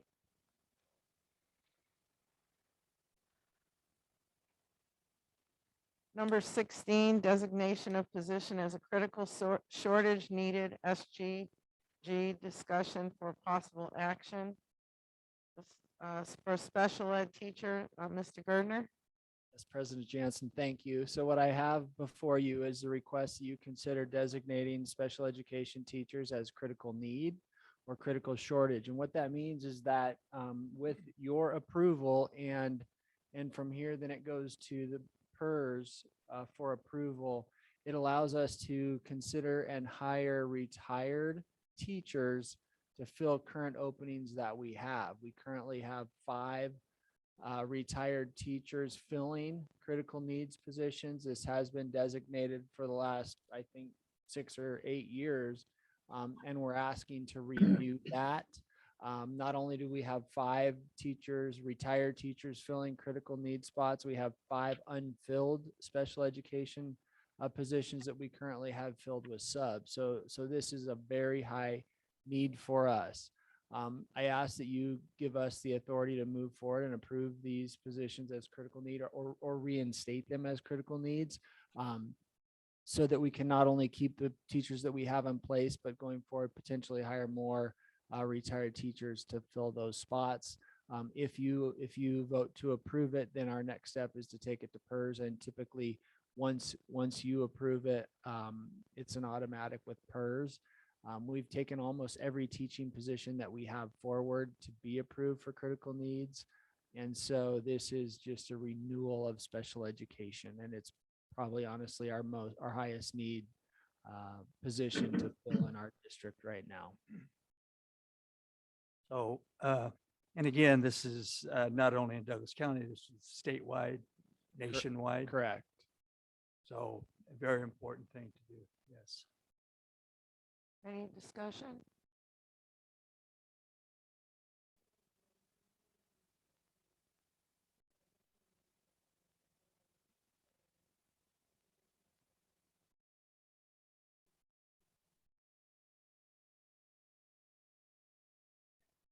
I'll go ahead and make a motion if you'd like.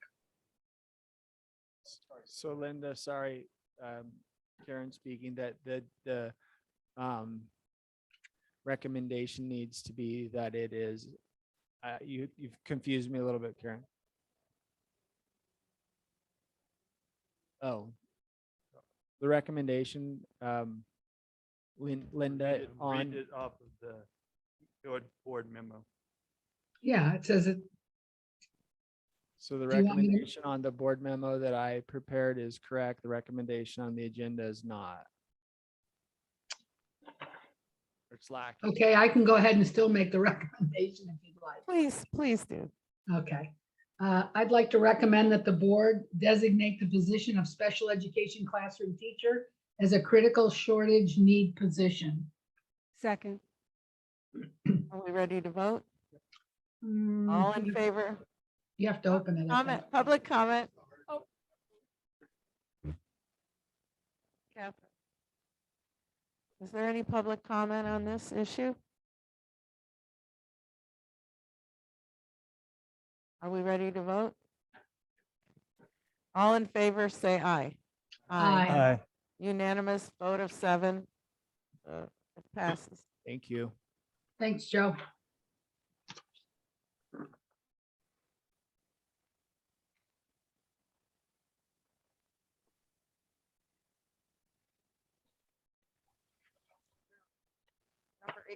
Number 18, board workshops, SGG, discussion and for possible action. The board will discuss holding a board workshop and the format to be used. So this agenda item on in your board bylaws, actually, it does call for a board workshop on odd numbered years. So 2023 puts us there, which is actually timely with new board members. And so what I'm asking tonight is for you to direct staff to schedule a workshop and then to provide input on things that you might want to learn more about. You're all, our three new members, Trustee Dickerson, Trustee Burns, and President Jansen are all scheduled to attend, I believe, a NASB new board orientation. So you will get quite a bit of information in that. And so, again, some of the things that it's always nice to have a facilitator. And so when we've done this in the past, not only the board, but also myself, and we could even include cabinet if you want, but especially your superintendent, and then find a facilitator that can come in and deliver what you want as a board.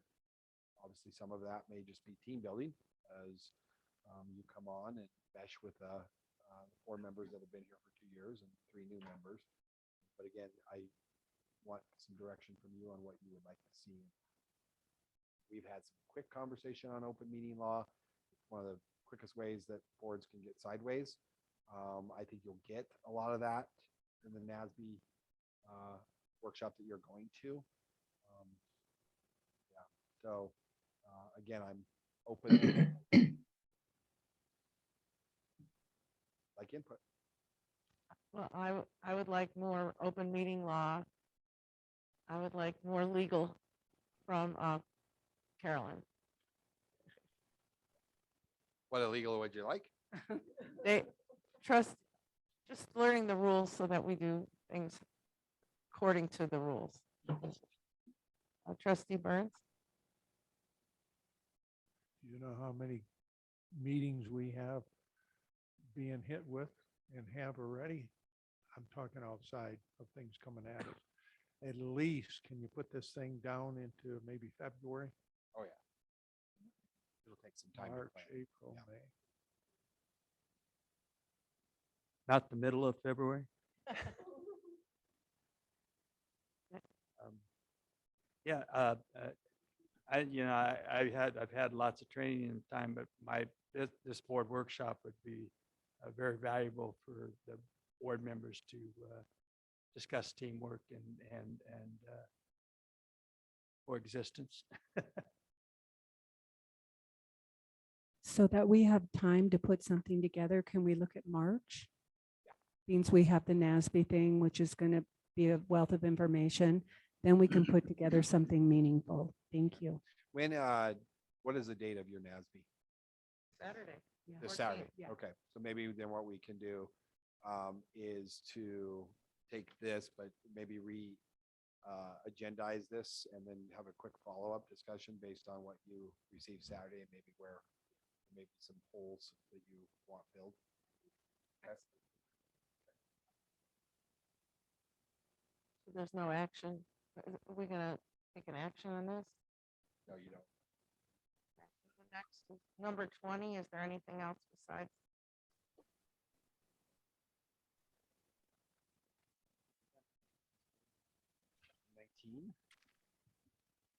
Number 20.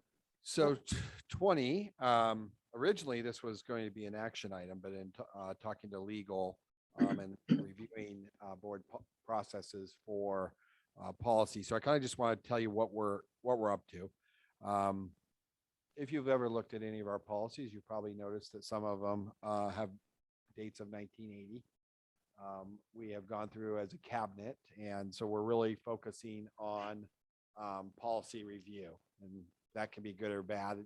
You may get really tired of policy as a board, but just to kind of give you a little bit of a time frame, we have 115 policies that haven't been revised or necessarily reviewed since the year 2000. We have a lot of old policies.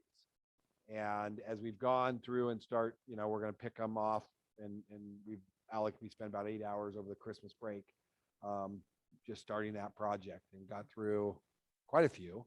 But through that process, there's been some things that have come up that are maybe quick fixes. They're not anything that would change the substance of the policy.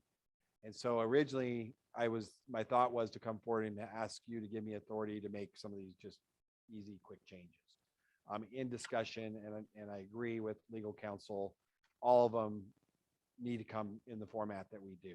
We might be able to group them with your direction in consent based on what those changes are, and not necessarily have to go through each single one of them as a separate agenda item. So as I've laid out in my memo, we used to have a classified human resources department, and we used to have a certified. They were separate, obviously under the human resources.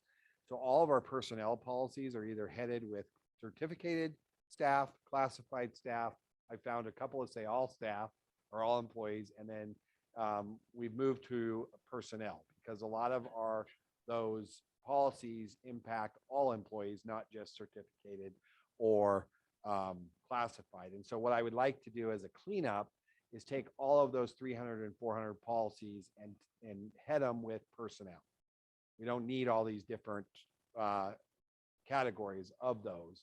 And so that would be kind of just a renaming of all of them personnel.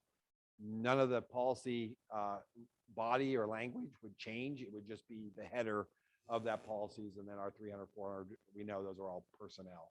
So that's one example. Go ahead. Oh, the second one is that I want to capture that we've actually reviewed the policies. As we've gone through, some of the policies from 1985 are still relevant. In looking at those, there's no changes that we would recommend. But what I'd like to do is add at the bottom that it was reviewed on this month in 2022. So we're not going back and wondering, was the last time this policy was ever looked at was 1985. That we would just under where we have when the policy was adopted, anytime it was revised, and we would just put a review date that it was reviewed. So we have a record that we've done that. And then finally, back in 1980, a lot of policies were written as a male dominant policy. They were he, him, and he, and there's no reference to her or his. And so going through, we have some policies where that is the only thing that we would be doing. We'd be going from he to he, she, and from him to him, her, so that they're gender neutral on those policies. And again, I think in the year 2023, our policies should reflect a more equal frame on that. So those are the three things that just as surface level are more cleanup. And then again, anything that had any kind of change to the substance of the policy would come through our regular, we would agendize it as a separate, we would go through a first reading and then a second reading before it's adopted. So just want to get your feedback on that. Okay, so we'd be able to see it all before it actually would. Yeah, be and what we voted would on and do, everything, Catherine, yeah. so like all the personnel, if all were changing as a header, we would group them together and we could even actually, we talked about this, we don't even have to go through consent, but instead of listing each one of them as an individual policy, we would say, we're making this change to these policies and then list it, and you could approve it as one vote that you're going to approve that change. And then we would do the same thing for the review date and any of the male dominant policies. There's not a Okay, so nothing weird. I mean, no new little pronouns. I mean, just two people. He, her, He and his, him. her. Okay, I just want a chance to be able to see Yeah, it as all. you'd have, Okay, very you'd be good. able to see them all. I have no problem with it. Trustee Burns? Is this strictly review of existing policies, or is there opportunity to add policy? You as a board can add any, you can add I policy. mean, yeah. at that particular time, during that. Oh, so I think this is just a review of existing the work we're doing. Any new policy would be, we'd agendize, and then, you know, what's happened in the past is typically if there's a new policy, you direct staff to come back with a draft, a first reading of it. Again, it's a multi-meeting. Anytime you change policy, it's a multi-meeting effort. doesn't happen overnight. And well, I'll just have Joseph. So we do have a few new personnel policies where we're out of compliance with the law that would come forward as a new policy, but then we would follow the previous format where it would go a first reading and then a second reading. So you would actually see it here 2 different times. First time you recommend any changes that you're uncomfortable with, we'd go back and change it, bring it back, and then it would have a second reading for final approval. But those are policies that through a review or an audit that we've done through Human Resources, it's been found that we are lacking several policies that leave us not in compliance with the law. So that's something that you'll probably actually see at the next board meeting if we can get it on the agenda.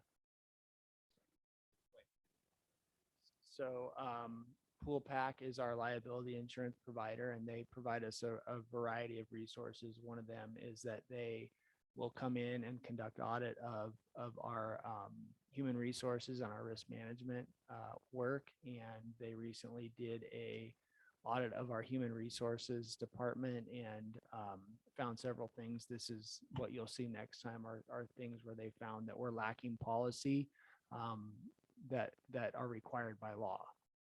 And so they come in and they look at everything, our personnel files, our practices, just to make sure we're legally sound in everything that we do. I'm grateful we get to see them. Thank you. Thank you. Thank you. Any further discussion?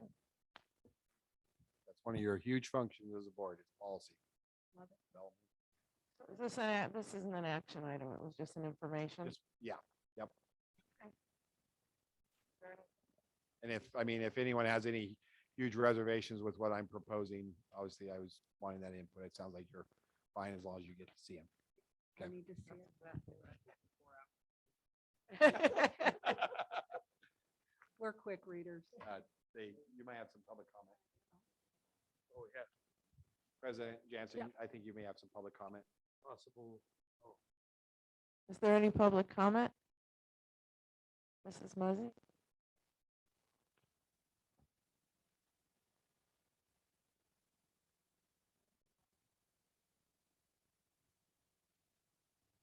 Like to suggest, in view of what Mr. Gardner said, that some policies are being changed because of be in compliance with the law. You may want to consider that those particular policies be redlined with the new policies that are going in, so that there is understanding and comparison of what is being deleted and what is being added. So for future reviews, that's what I would possibly suggest. And I agree. That's how they are presented. Is red. Anything that we're deleting is red and struck, and anything new is blue. Thank you, Mrs. We'll Mosey. And we'll see that. Okay.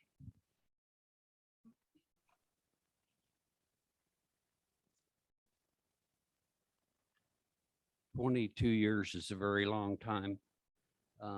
If we have policies that haven't been reviewed or revised since 2000, that's a strong signal to my mind that we need to have a thorough, comprehensive review of every policy.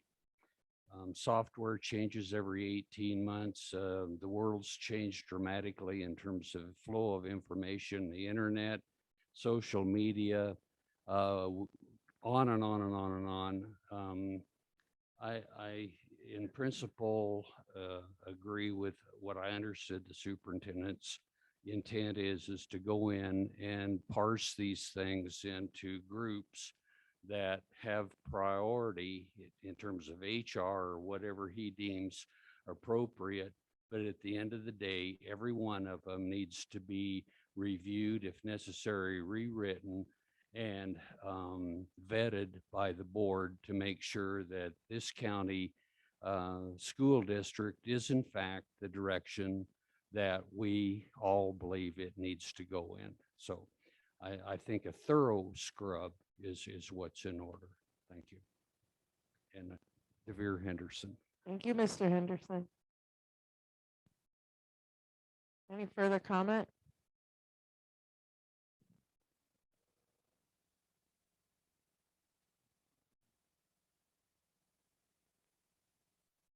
Go ahead. Go ahead, Casey Rogers. Yeah, Casey Rogers for the record. I just find it interesting since last year I was specifically going after the pull pack policy for oath of office for all the board members last year. And now we're going to do review of policy. Just thought I'd make a mention of that. Thanks. Thank you, Ms. Rogers.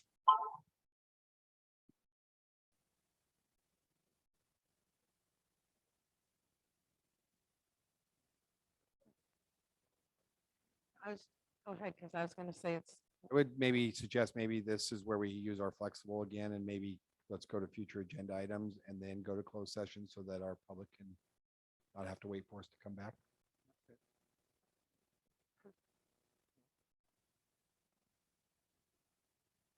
Future agenda item.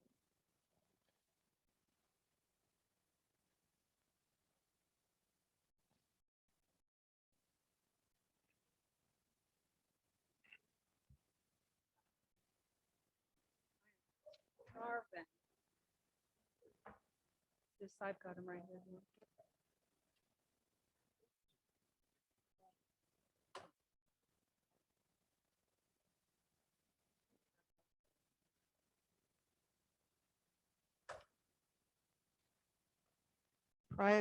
Prioritizing agenda possible items for future board meetings, discussion and possible action. I wrote one that I have to submit. I don't know how that works. Works is if you have something for a future, you can toss the ID out, needs a second to make it to the list, and then on the list. One at a time. Thank you.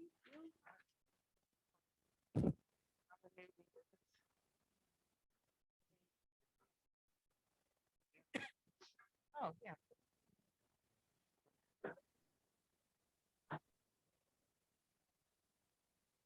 Am I missing something? I see things flying around, but I don't have it. Yeah, you won't be. There's a handout, but she will talk about each item individually.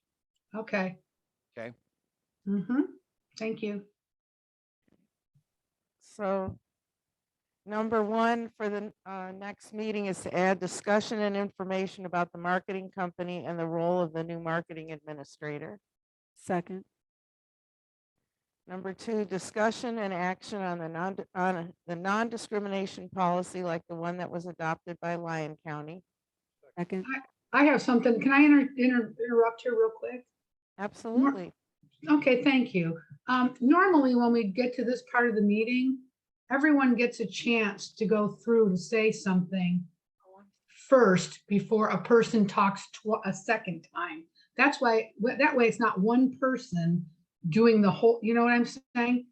It kind of monopolizes the meeting and it's not fair. I don't think it's fair. I think before you speak, actually the president should speak last. But that being said, I do believe that the board members should get a chance to speak first on one item they'd like to add. Now they can pass and that's fine.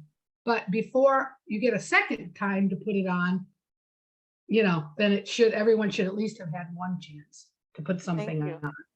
That's just my suggestion. You're the president. You get to do whatever you want. No, I want to do it right. That's why I want to have training. Thank you.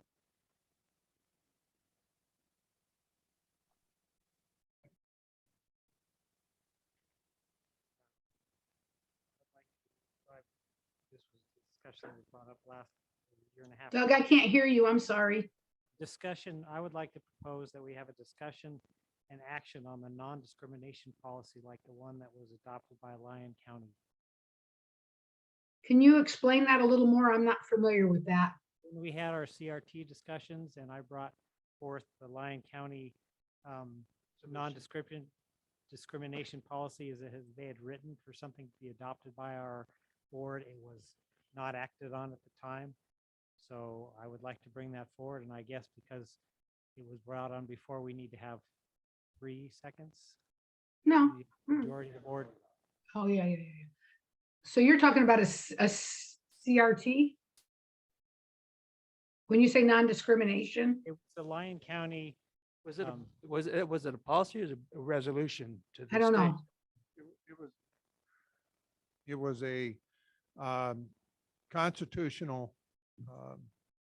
amendment, or you call it different names, but it was a It was a policy. constitutional policy that was presented, Lyon County passed it, presented to this board last year, 2 years. Anyway, it was presented and it never went any further. It wasn't really even discussed much. So it's a policy? Yes, and that's what we want to bring back. Is that what you want to bring back? So I want to clarify, it was a Lyon County passed a resolution that was brought up in the CRT discussions by trustee Engelkirk, which we had an open meeting law violation complaint that you had mentioned the resolution without producing it. And so I'm assuming that's what you're talking about, going back. And we never voted on it, so I don't think you need 4 members. It never went Okay, through. well, Yeah, I mean, basically what happened was Rob put up another motion, just to end it, so. correct. So you haven't, the board has not acted one way or the other on it, so I don't believe you need 4 trustees to get back on the agenda. Okay. So Are you? And it clear with was a that one? resolution. That's my memory. it was a resolution. Okay. Yes, It's not a policy. right. Okay, Correct. So did all I right. miss That's- on that? Second. Okay.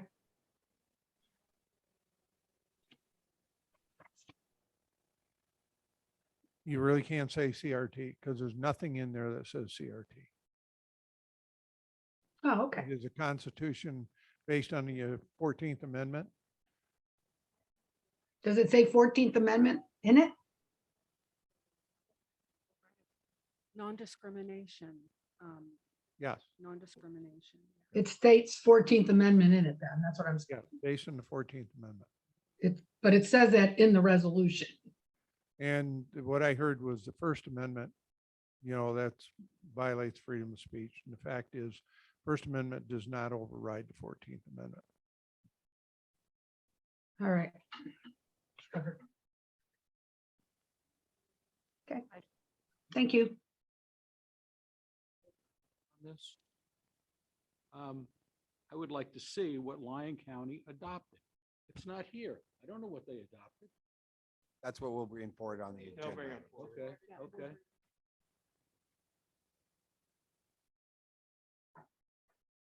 Would like to take the next one, okay?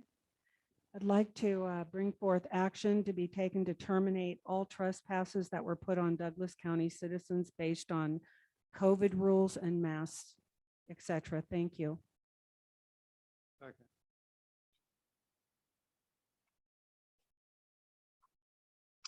I have something I'd like to say about that as well, if I may. So I don't think we talk, Linda, I just. Okay. thought we- All we'll have righty. an opportunity to You're talk right. Board, right? I apologize. Exactly. Thank you Thank you. for clarifying. Okay. I don't know whose turn it is next.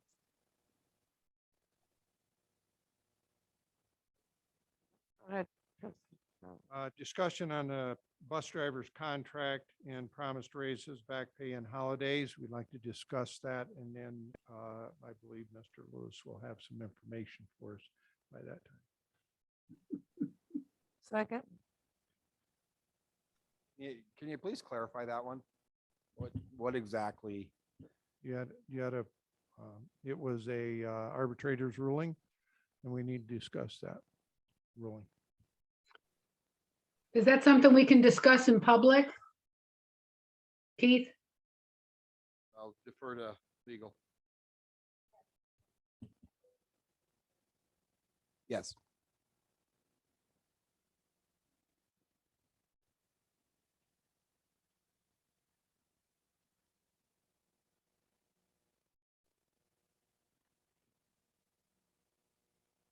I'd like to bring up opt-in for all surveys. Thank you. Oops. Could you repeat that, please, trustee Dickerson? Opt-in for all surveys. Opt-in from the parents. Not opt-out, opt-in for all surveys. Whew.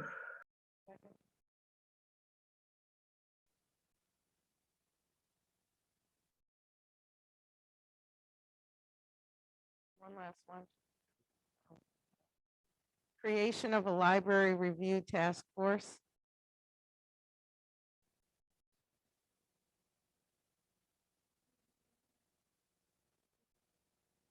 I second.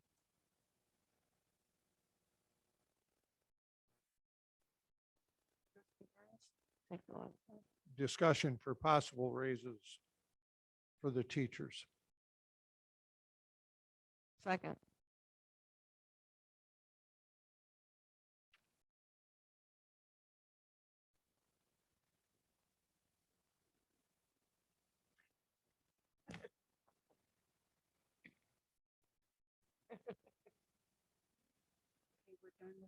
Any further discussion? No, we've got a, As far as the issue with the raises for the teachers, that would be negotiations, which is generally done in closed session, so it wouldn't be on like the open agenda public meeting.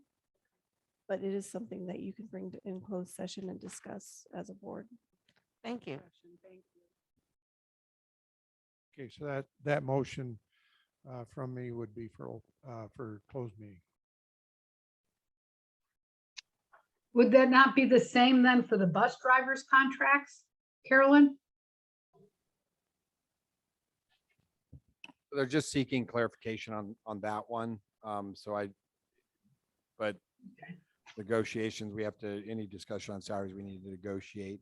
And then those, the board, just for the public, the board gives direction through closed session to the negotiating team. And then in closed session, we keep that updated since it's a confidential process until we come to an agreement. Okay, thank you. I'm sorry, it's just kind of hard to hear. Any other further discussion? I will adjourn for close. Final public comment?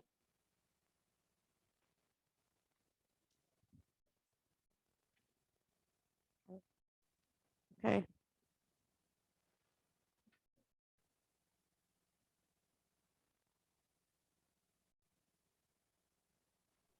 BSSSS, you're unmuted. Please state your first and last name. Thank you. My name is Barbara Smallwood. Can you hear me? Yes, we can. Thank you. Thank you. The audio in the last bit has been horrible. People aren't speaking into their microphones. But secondarily, someone was speaking in my window near Superintendent Keith Lucas that didn't identify themselves, and I don't know who it was.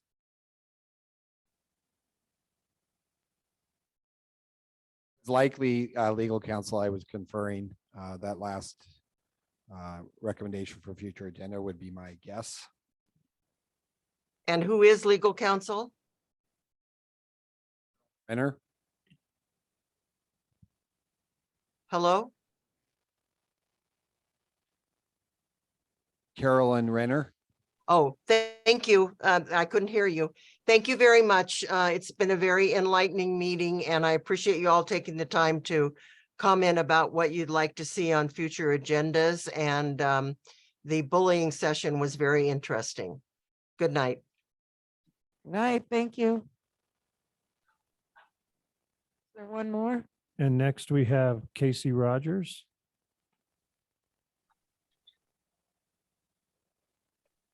Go ahead. Casey, you're unmuted. Casey Rogers for the record. I just wanted to remind, I don't know who's doing the website stuff for the Douglas County School District, but if the new board members don't have email addresses or what, but the old board members are still there and the new board members are not with their information.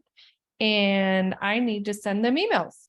So I wanted to note that. I want to also bring forth some things that are currently in the works with the World Health Organization.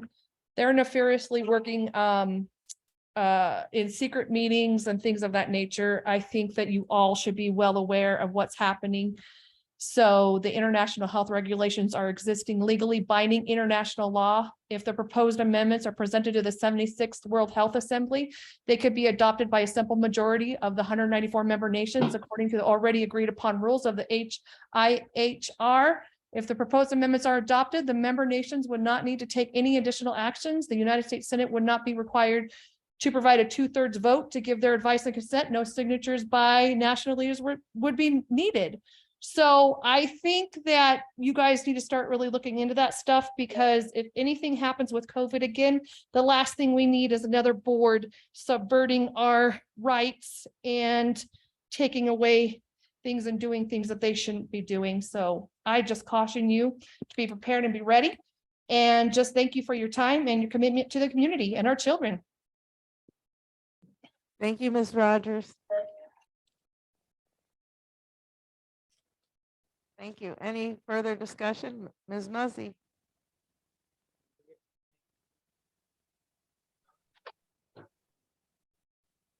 Record, Jan Muzzy. I was just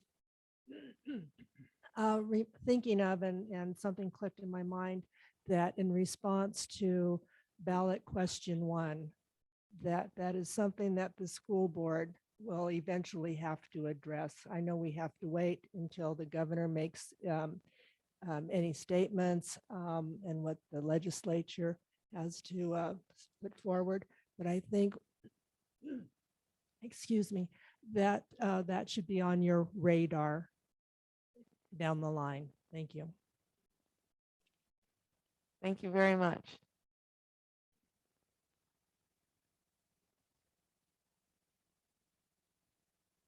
Any other comments or discussions? Okay, adjourn to closed session. Thank you, everybody. Keith, how do I call in? Or do you call me?